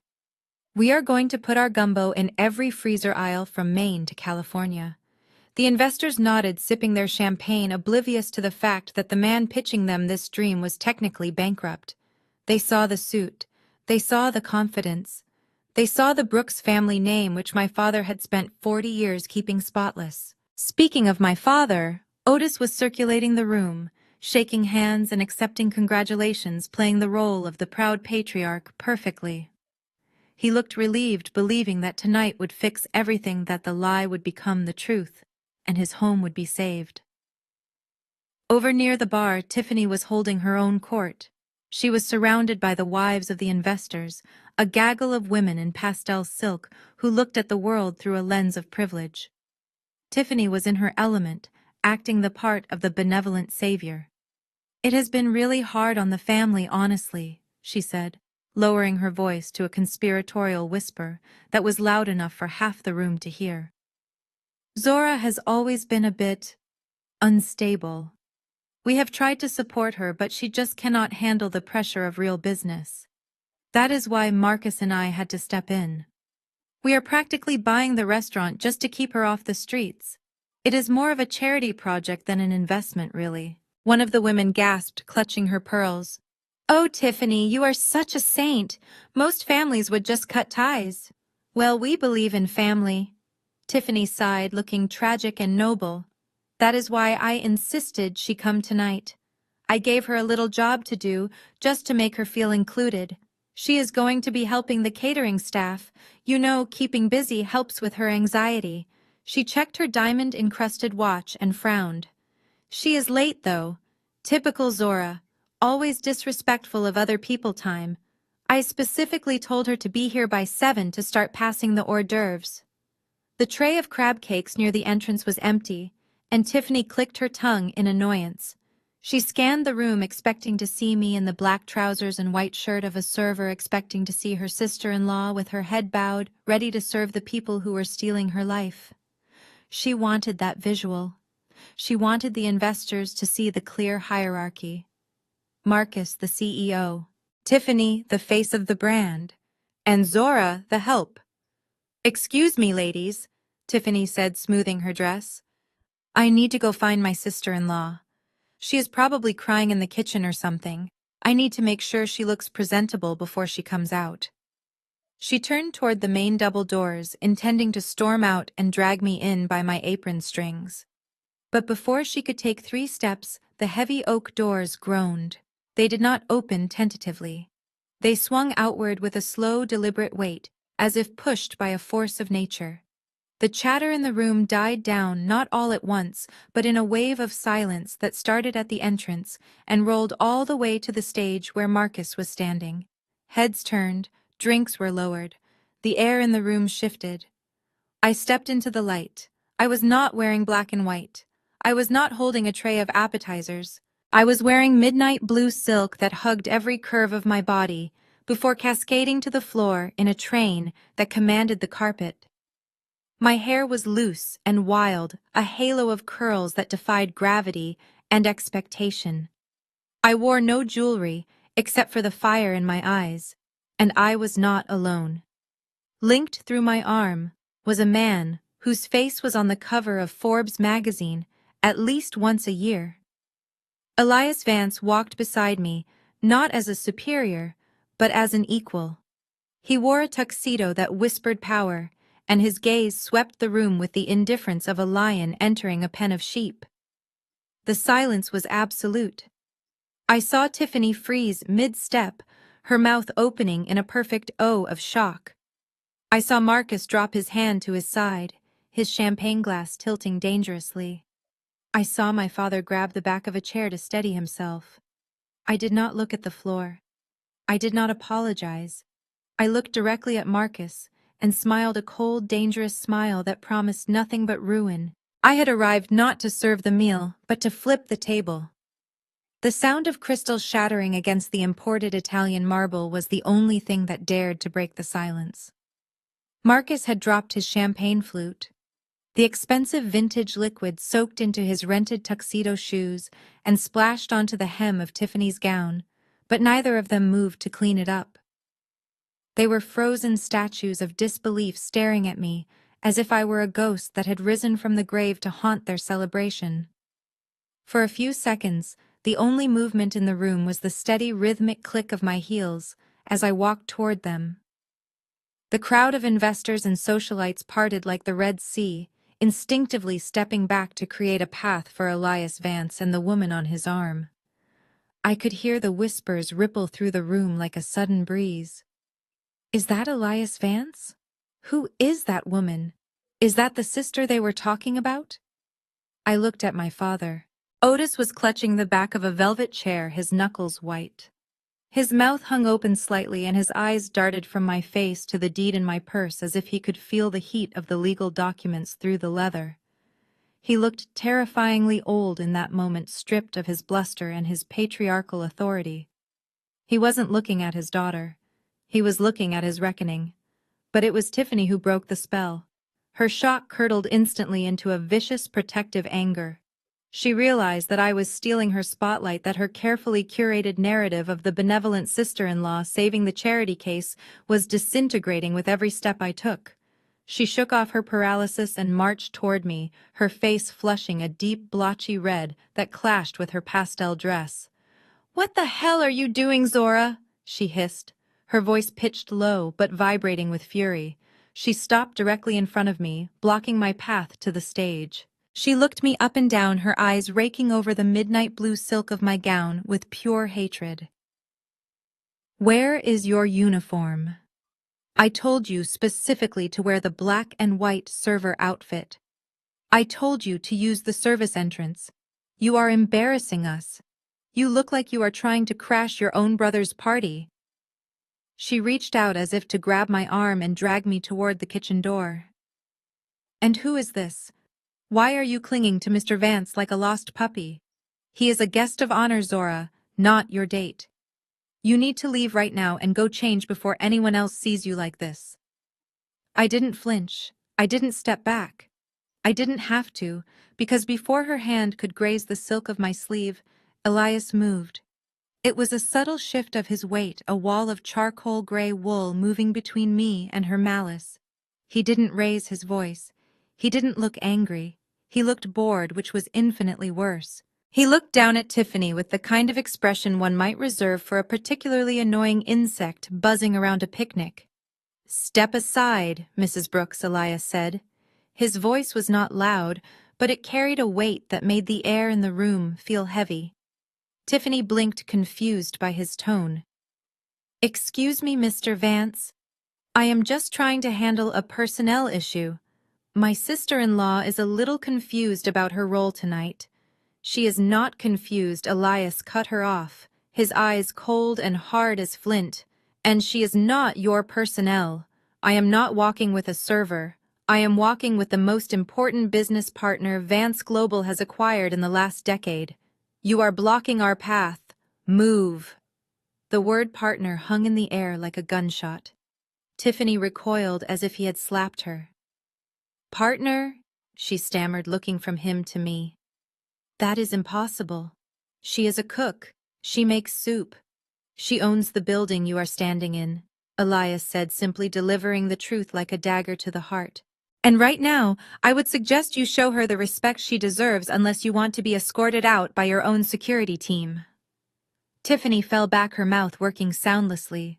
She looked at Marcus for help, but Marcus was no longer looking at her. He was looking at Elias, and I could see the gears in his desperate grifter mind turning frantically. He saw the power. He saw the connection. And in his delusion, he thought he could still salvage the narrative. He thought he could spin this. Marcus pasted his charming smile back onto his face, a mask that was slipping at the edges. He stepped over the broken glass of his own failure and rushed toward us, his hands extended in greeting, completely ignoring the fact that I was looking at him with the eyes of an executioner. "Mr. Vance," he boomed, his voice shaking only slightly. "What a surprise! I didn't realize you and Zora were already acquainted." He reached out to shake Elias's hand, but Elias kept his hands firmly in his pockets. Marcus didn't let the rejection stop him. He turned to the crowd, gesturing to me, as if my presence was his idea all along. "Ladies and gentlemen, see, this is what I was talking about. My sister Zora, always full of surprises. Zora, I see you have been busy networking.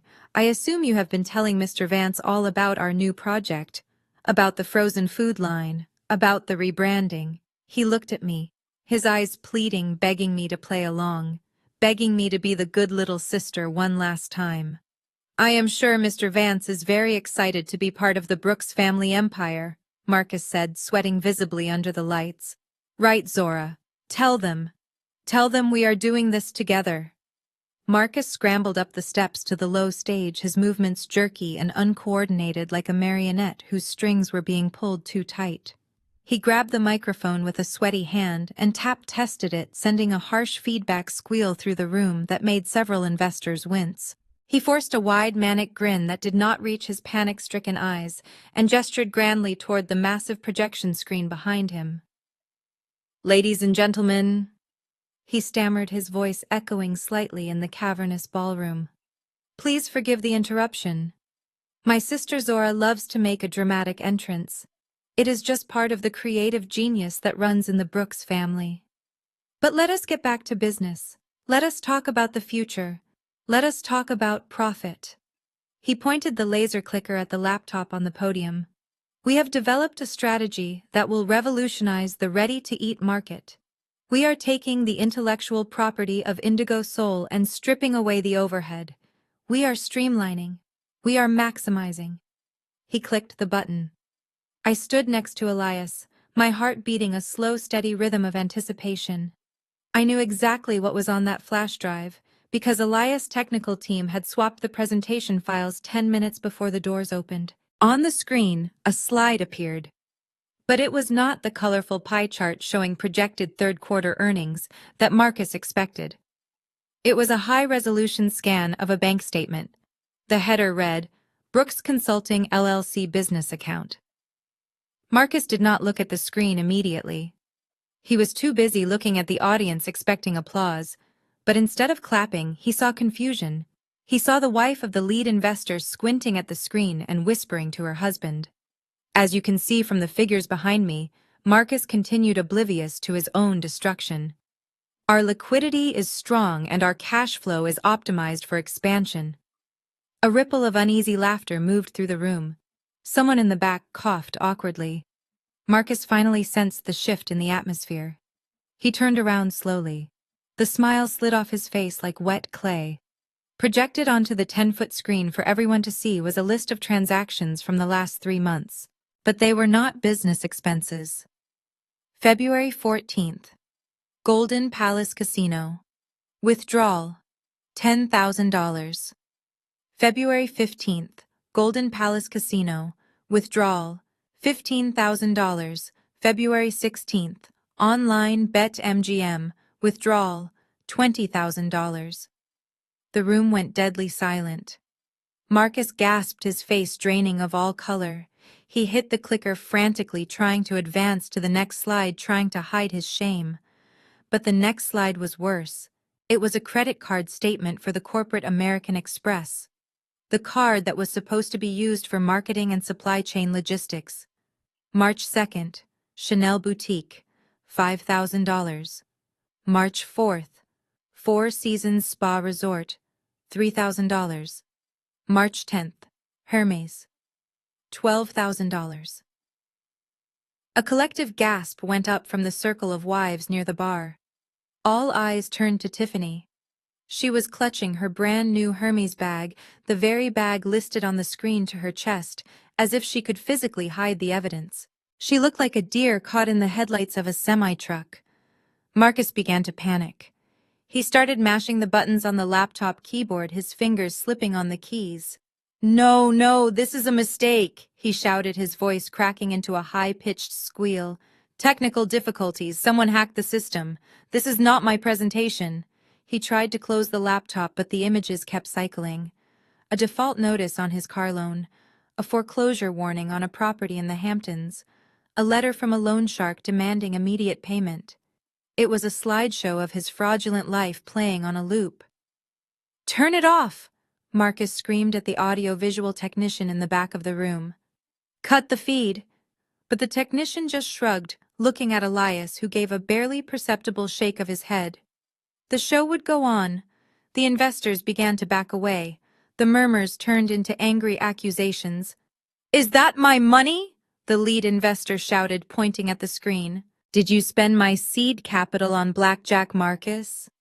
Marcus looked like he was going to vomit. He looked at Dad, who was slumped in a chair holding his chest. He looked at Tiffany, who was backing toward the exit. He looked at the audience, seeing his reputation incinerate in real time. He needed a lifeline. He needed a scapegoat. "Zora," he yelled, pointing a shaking finger at me. "She did this. She hacked the computer. She is trying to frame me because she is jealous." I let go of Elias' arm. I did not run. I did not rush. I walked up the stairs to the stage with the grace of a woman ascending a throne. The train of my midnight blue gown followed me like a river. Marcus backed away from the podium as I approached, terrified by the calm on my face. I reached out and took the microphone from his trembling hand. He didn't fight me. He was too weak. I turned to the crowd. The projector light washed over me, illuminating the truth. I looked at the slide showing the foreclosure notice on my father's house. The house Marcus had gambled away. "Do not worry, Marcus," I said, my voice amplified and crystal clear, filling every corner of the room. "You seem to be having trouble reading the financial report. Let me help you explain these numbers to your investors. After all, family helps family, right?" I stood there holding the microphone, feeling the weight of the room shift entirely to me, and Marcus looked like a cornered animal, his eyes darting between the screen and the exit, but I did not let him look away, because I turned to the investors who were murmuring with growing anger, and I pointed to the transaction log looming behind us, telling them that they asked about their seed capital and the liquidity for the expansion. Well, here it is. And it is not in a high-yield savings account, and it is certainly not in the supply chain, but rather it is in the coffers of the Golden Palace Casino, and on the shelves of the Chanel boutique, where my brother spent your money pretending to be a millionaire, while his own bills went unpaid. I looked down at my father, who was staring at the screen with a look of horror that was slowly transforming into heartbreak, because those mortgage documents for your house. "Dad, the ones Marcus swore were just standard refinancing papers were actually a collateral lien against a high-interest personal loan, and he forged your signature while you were sleeping in his guest room recovering from your hip surgery, putting the only home you have ever known on the chopping block to cover his losses at the blackjack table. And as for this big promotion we are celebrating tonight." I turned back to Marcus, who was now sweating so profusely his expensive shirt was clinging to his chest, telling him that there is no vice presidency because Vanguard Holdings placed you on administrative leave 3 weeks ago for misappropriation of client funds, so you are not being promoted. Marcus, you are being prosecuted, and you threw this party, hoping that if you looked successful enough, you could trick someone into giving you enough cash to pay back what you stole before the audit was completed. The silence that followed was broken by a shriek of pure, unadulterated rage, and it did not come from Marcus, who seemed paralyzed by the weight of his own lies, but from Tiffany, who abandoned her position near the exit and charged toward the stage, her heels clacking violently against the floor, looking like a woman whose entire world was crumbling, and she had decided that silencing me was the only way to stop the debris from falling. "Give me that microphone," she screamed, lunging up the stairs. Her hands clawed like talons, shouting that I was lying, and just a jealous little woman who wanted to ruin their happiness. And she threw herself at me, intending to tackle me to the ground, to humiliate me the way she had planned to all along. But I had spent years dodging their emotional blows, and I saw this physical one coming from a mile away, so I simply took one step to the left, a graceful fluid movement in my midnight blue gown, allowing Tiffany's momentum to carry her forward into empty space. She grasped at the air, her eyes wide with shock, before crashing hard onto the wooden stage floor, sliding in her silk dress, until she came to a stop at Marcus' feet, a tangled mess of expensive fabric and shattered pride, and the room gasped, but nobody moved to help her, because the image was too poetic a visual representation of their house of cards collapsing under the weight of the truth. I looked down at her, struggling to untangle herself from her gown. Then I looked back at the crowd, saying that this is the leadership team that wanted to take over Indigo Soul. These are the people who claimed my business was failing while they were bleeding their own dry, and they wanted to seize my restaurant, not because they believed in the vision, but because it was the only clean asset left to steal. It was the only thing generating real honest profit, and they needed it to plug the holes in their sinking ship. But I have news for you. And I turned to Marcus, who was staring down at his wife with a look of utter defeat, telling him that you will never touch a single copper pot in my kitchen, and you will never sell a single frozen meal with my name on it, because Indigo Soul belongs to me, and as of 10 minutes ago, the debt you used to try and steal it belongs to me too, which means I am not just your sister anymore. I am the person holding the deed to your future. Marcus opened his mouth to speak, to beg to spin one last lie, but the sound of heavy doors opening at the back of the ballroom cut him off, and the crowd parted once again. This time with a mixture of fear and morbid curiosity, as 4 men in dark suits walked in, followed by 2 uniformed officers moving with the grim efficiency of the law. And I saw Elias standing near the back nod once at the lead detective, while Marcus finally realized that the party was over. Marcus backed away until his spine hit the edge of the podium, and for a moment he looked like a cornered animal searching for a gap in the fence, but finding only solid steel walls. Yet even in the face of absolute destruction, his arrogance was a reflex he could not control, so he puffed out his chest and pointed a shaking finger at me, screaming that I could not touch him because he had rights. He yelled that he was the tenant of record, and that he had a 10-year lease on this penthouse and the 3 floors below it, which gave him legal possession of the premises, regardless of what the bank or the investors said. He shouted that possession is 9/10 of the law, and that I was just a trespasser interrupting a private corporate event. And he demanded that the police remove me instead of him, because as long as his name was on the lease, he was the king of this castle, and I was nothing but a jealous intruder. The investors looked at him with a mixture of pity and disgust. But Marcus did not see them, because he was too busy clinging to the last shred of his delusion, believing that a piece of paper he signed 5 years ago would protect him from the avalanche of his own crimes. He looked at the police officers and told them that they could not arrest him on his own property without a warrant, and that he would sue the department for harassment if they took one more step toward him. I watched him flail like a drowning man, trying to grab onto an anchor, thinking it was a life raft, and I felt a cold calm settle over me because I knew that he had just walked into the final trap I had laid for him. I reached into my clutch for the second time that night, and I did not pull out a tissue to dry his tears, or a check to bail him out. I pulled out the document Elias had handed me in the lobby, the single sheet of paper that carried more weight than all of Marcus' empty threats combined. I walked closer to him, my heels sounding like gavel strikes on the hardwood floor, and the crowd parted for me, instinctively recognizing that the judge and jury had arrived. I stood right in front of him, close enough to smell the fear sweating through his expensive cologne, and I waited until he stopped shouting, until the only sound in the room was his ragged breathing.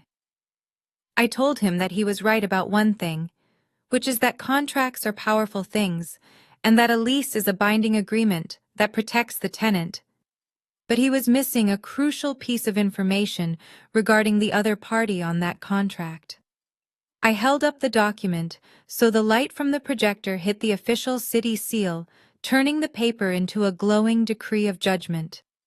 I told him that at 9 o'clock this morning, Vance Global liquidated this asset as part of a strategic portfolio adjustment. Elias sold the building, Marcus, and he did not sell it to a foreign conglomerate or a faceless investment firm. He sold it to the holding company I established yesterday with the funds from the debt assignment. I watched the comprehension dawn on his face like a slow, horrific sunrise. His eyes widened until I could see the whites all around his irises, and his mouth opened, but no sound came out because his brain was trying to process the impossibility of the situation. I continued explaining that as the new owner of the first tower and the landlord of record, I had taken the liberty of reviewing the tenant agreements, specifically the morality clause in Section 14, Paragraph B, which states clearly that any tenant involved in a criminal investigation or financial fraud, or any tenant who brings disrepute to the building, forfeits their lease immediately without notice or recourse. I stepped closer, leaning in so that only he and the front row of stunned investors could hear the final verdict. I told him that I was exercising my right as the property owner to terminate his lease effective immediately for gross violation of ethical standards and failure to pay rent for the last 3 months. I told him that he was not the CEO standing in his headquarters anymore, but rather he was a trespasser in my building, and that he had exactly 5 minutes to collect his personal effects before I had security remove him for unlawful entry. It was too much for him to withstand. The walls he had built his fake life on did not just crack, they vaporized into dust, leaving him exposed and naked before the people he had tried so desperately to impress. His knees buckled, giving way under the weight of his reality. He did not fall gracefully like a misunderstood hero in a movie, but instead, he crumpled like a puppet whose strings had been cut by a sharp pair of scissors. He fell to the floor right next to Tiffany, who was still sobbing into her ruined dress, and the sound of his knees hitting the wood was a dull thud that echoed the final beat of his career. He looked up at me from the floor, but the arrogance was gone, and the smirk was wiped clean, leaving only the hollow look of a man who realized he had played a game against a master and lost everything. He had lost the promotion that never existed. He had lost the investors he tried to defraud. He had lost the office that was his stage. And most devastating of all, he had lost the sister who would have died to protect him if he had just treated her with a shred of human decency. The room remained silent as the police officers stepped forward, their handcuffs gleaming under the chandelier lights, and for the first time in his life, Marcus Brooks had nothing to say, because there were no lies left to tell. The sound of the handcuffs ratcheting tight around my brother's wrists was a mechanical finality that severed the last thread holding my father together. Marcus was not fighting anymore because the reality of the forensic audit and the lease termination had drained the fight right out of him, leaving him sagging in the grip of the officers like a man made of straw. As they began to march him toward the exit through the sea of silent, stunned investors, Otis finally broke from his paralysis. He did not run to his son to offer comfort or legal counsel. Instead, he scrambled toward me, his movements frantic and clumsy, knocking into a waiter and nearly tripping over the hem of a tablecloth in his desperate haste to reach the new seat of power. He grabbed my hands, clutching them so tightly that his rings dug into my skin, and I looked down at this man who had towered over my childhood with judgment and disappointment, seeing him now as something small and broken. Tears were streaming down his face, soaking into the collar of his shirt.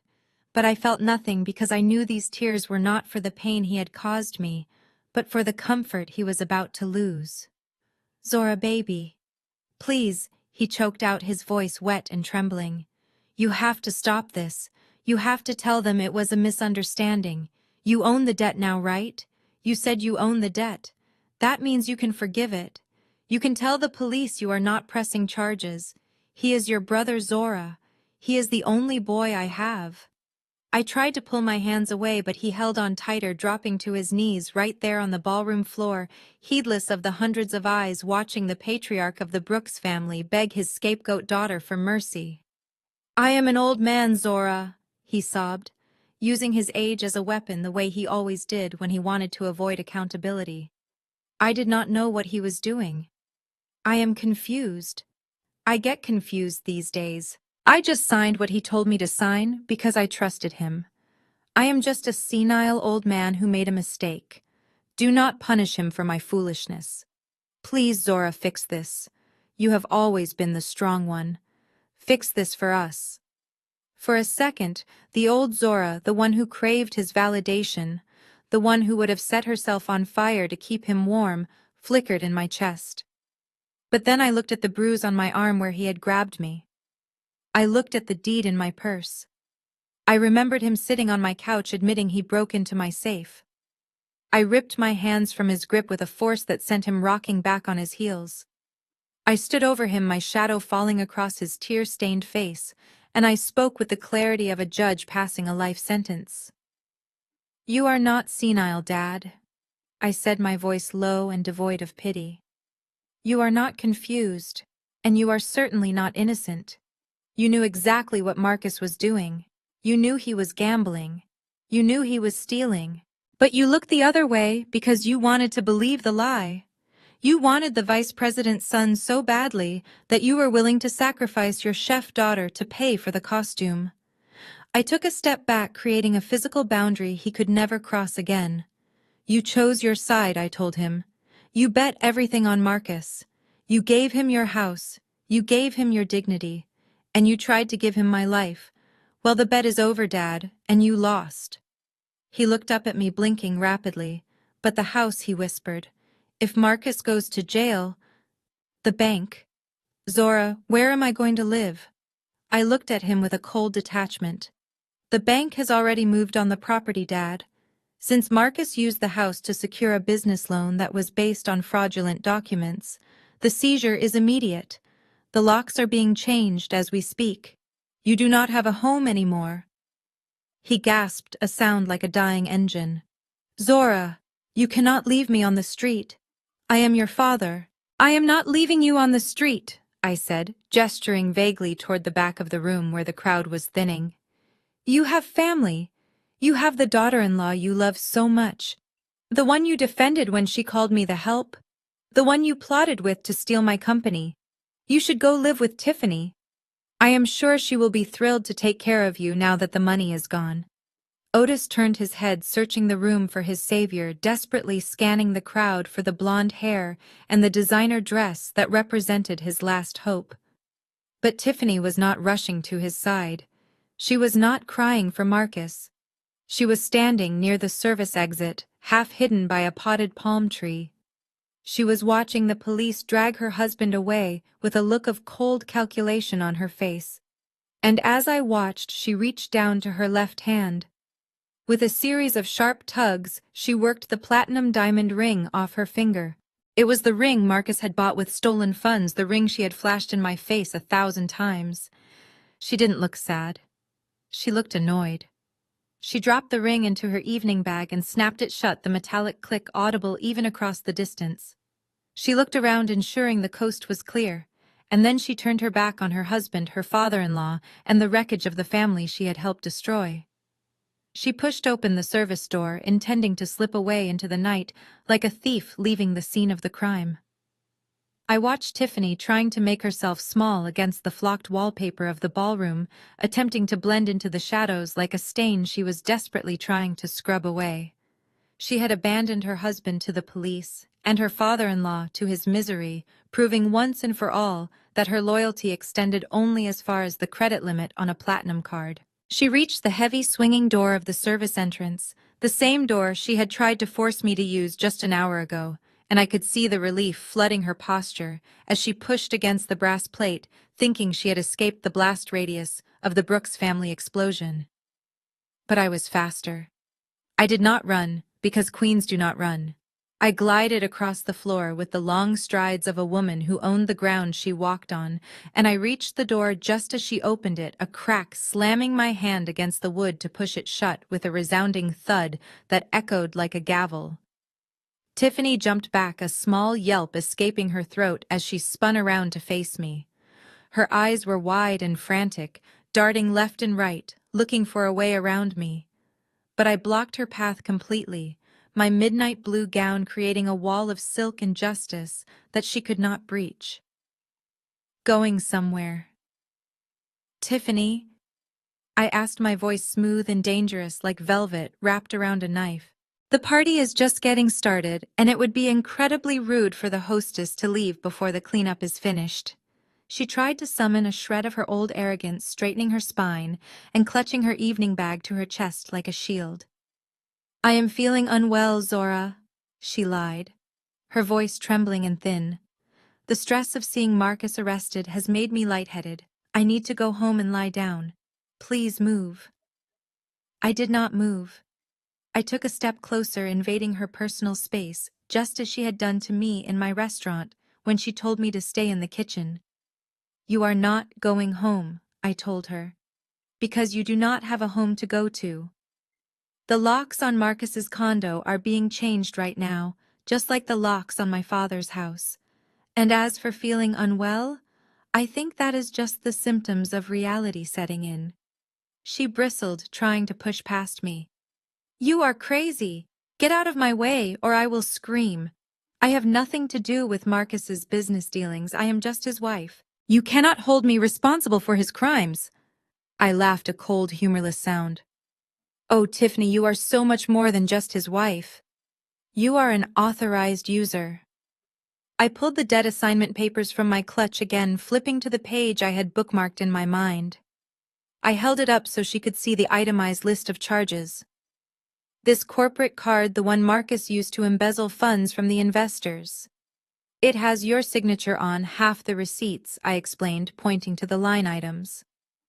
$12,000 at Hermes, $5,000 at Chanel, $3,000 at the spa.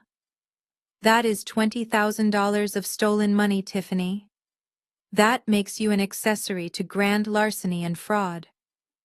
Her face went from pale to a sickly gray. She looked toward the main entrance where the police were still processing Marcus. She knew that if I waved them over, they would have her in cuffs before she could take another breath. So here's the deal. I continued, leaning in so close I could smell the fear sweating through her expensive perfume. I bought this debt, Tiffany. I own every single cent you stole, and I am willing to offer you a settlement right here and right now. I looked pointedly at the diamond studs in her ears, the heavy platinum bracelet on her wrist, and the limited edition designer bag she was clutching so tightly her knuckles were white. You can either walk out of here in the back of a squad car with your husband and face 5 to 10 years in a federal prison, or you can start making immediate restitution. She stared at me, her mouth working soundlessly, tears finally spilling over and ruining her professional makeup, leaving black streaks of mascara running down her cheeks like war paint on a losing soldier. What do you want? She whispered brokenly. I want everything, I said, my voice hard. The earrings, the bracelet, the necklace, and the bag. Especially the bag, since my company paid for it. She looked around the room, realizing that the remaining guests were watching us. The humiliation was absolute. She was the woman who had spent years looking down on me, criticizing my clothes, mocking my hair, and treating me like the help. Now she was being stripped bare in front of the very society she tried so hard to impress. Please, Zora, she begged, her hands shaking as she reached for her earlobes. Not here. Everyone is watching. Let me just send it to you later. Now, Tiffany, I commanded. Sobbing openly, she unclasped the diamond earrings and dropped them into my outstretched hand. Next came the heavy necklace, then the bracelet.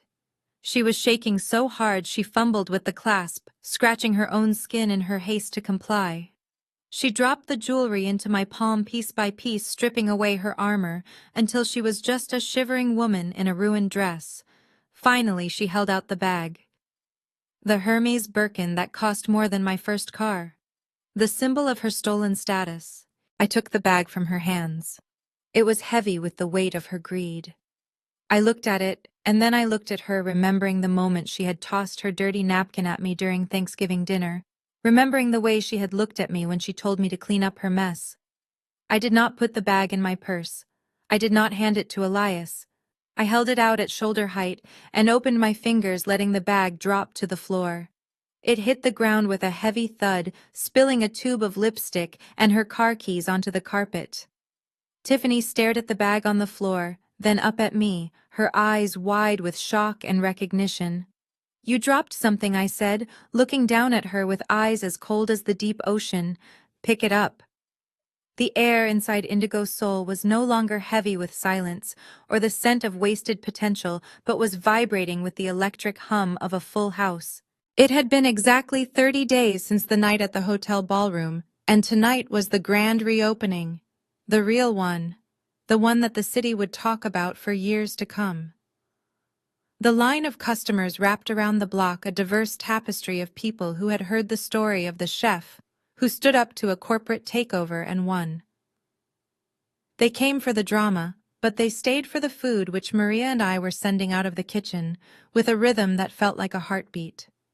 The clatter of silverware and the roar of laughter filled the space that had once been a mausoleum of my father's rejection, and now it sounded like a symphony of vindication. I walked through the dining room wearing my chef's coat, which was crisp and white and embroidered with my name, Zora Brooks, owner and executive chef. I stopped at table 4 to check on a couple celebrating their anniversary, and then moved to table 7 to recommend a wine pairing. I moved with the lightness of a woman who no longer carried the weight of other people's expectations on her back. At the center of the room, at the very table that had sat empty during that first painful night, sat Elias Vance. He was not alone this time. He was surrounded by his own friends and colleagues, a group of powerful people who were tearing into my fried chicken and collard greens with their bare hands, completely abandoning pretense for the sake of flavor. Elias looked up as I approached and raised his glass in a silent toast, a gesture of respect between partners that meant more to me than any fatherly approval ever could. The warmth inside the restaurant was so encompassing that it felt like a physical embrace, but for a moment I felt a pull, a magnetic tug drawing my eyes toward the large plate glass window at the front of the restaurant.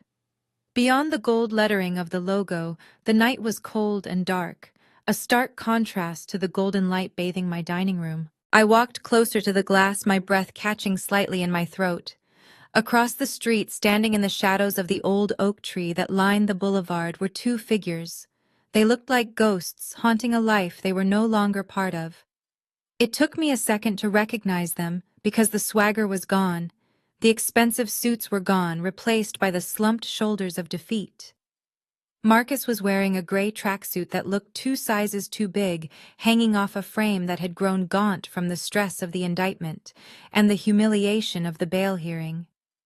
He looked older, his face unshaven and hollow, his eyes dark circles of exhaustion. He was out on bond pending the trial, but looking at him now, stripped of his lies and his borrowed luxury, he looked like he was already in a prison of his own making. Beside him stood my father, Otis Brooks. The man who had terrified me with a single look for 30 years was leaning heavily on a cane that looked like a cheap replacement from a drugstore. He wore a coat that I recognized as one of his oldest ones, likely the only one he had managed to salvage before the bank seized the house and changed the locks. He looked frail.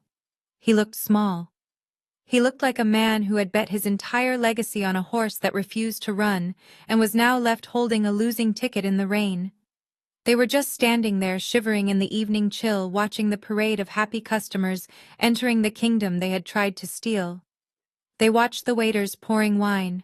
They watched the people laughing. They watched me. My father looked up, and our eyes locked through the glass. I saw his lips move. I could not hear him through the soundproof window, but I knew the shape of the word he was saying. Zora. It was a plea. It was a beg. It was the look of a man who wanted to come in out of the cold, who wanted to sit at the VIP table and pretend that he hadn't broken into my safe and sold my home. Marcus took a half step forward, his hand raising slightly in a wave that was pathetic in its uncertainty, as if he thought he could just smile and charm his way back into my grace. I stood there on the other side of the glass, feeling the warmth of the restaurant at my back. I searched my heart for anger. I searched for the rage that had fueled me for the last month. I searched for sadness or pity, or even a flicker of the old desperation to please them. But I found nothing. It was a hollow, quiet peace. It was the feeling of looking at strangers and realizing you have nothing to say to them. They were not my family. They were just people who had occupied space in my life for too long, taking up room that belonged to people who actually loved me. I did not wave back. I did not frown. I did not mouth the words "go away." I simply looked at them, acknowledging their presence, and then deciding it was irrelevant to my future. I reached out and grasped the heavy velvet cord of the indigo blinds that lined the window. Marcus saw my hand move and he stopped his wave, freezing in mid-air as he realized what I was doing. My father's shoulders dropped another inch, the final realization crashing down on him that the door was not just closed, it was sealed. I pulled the cord slowly, deliberately. The fabric descended smoothly, blocking out the street, blocking out the cold, blocking out the sight of the two men shivering in the dark. I watched them disappear inch by inch until there was nothing left but the beautiful deep blue of the curtain reflecting the golden light of my restaurant. I turned my back on the window and faced the room full of noise and life and joy. They did not come when I invited them, I whispered to myself, the words lost in the music of the jazz band playing in the corner. They chose to be somewhere else when I needed them. So now that the tables are full and the feast is ready, they do not get to share in the glory they tried to extinguish. I picked up a tray of champagne from the bar, ready to join Elias and the family I had built for myself. This party, I said, smiling as I walked into the crowd, is only for those who are worthy of a seat at the table. This journey taught me that shared DNA is not a license for abuse. For years, I confused exploitation for loyalty, believing that if I just gave enough, I would finally earn my father's love. But I learned that you cannot buy respect from people who only value you as a resource. True family are the ones who show up when the tables are empty, not just when the feast is ready. Closing that curtain wasn't an act of cruelty, it was an act of survival. I finally chose my dignity over their approval, and in doing so, I didn't just save my restaurant, I saved myself. Have you ever had to close the curtain on a toxic relationship to protect your own peace? I would love to hear your story in the comments below.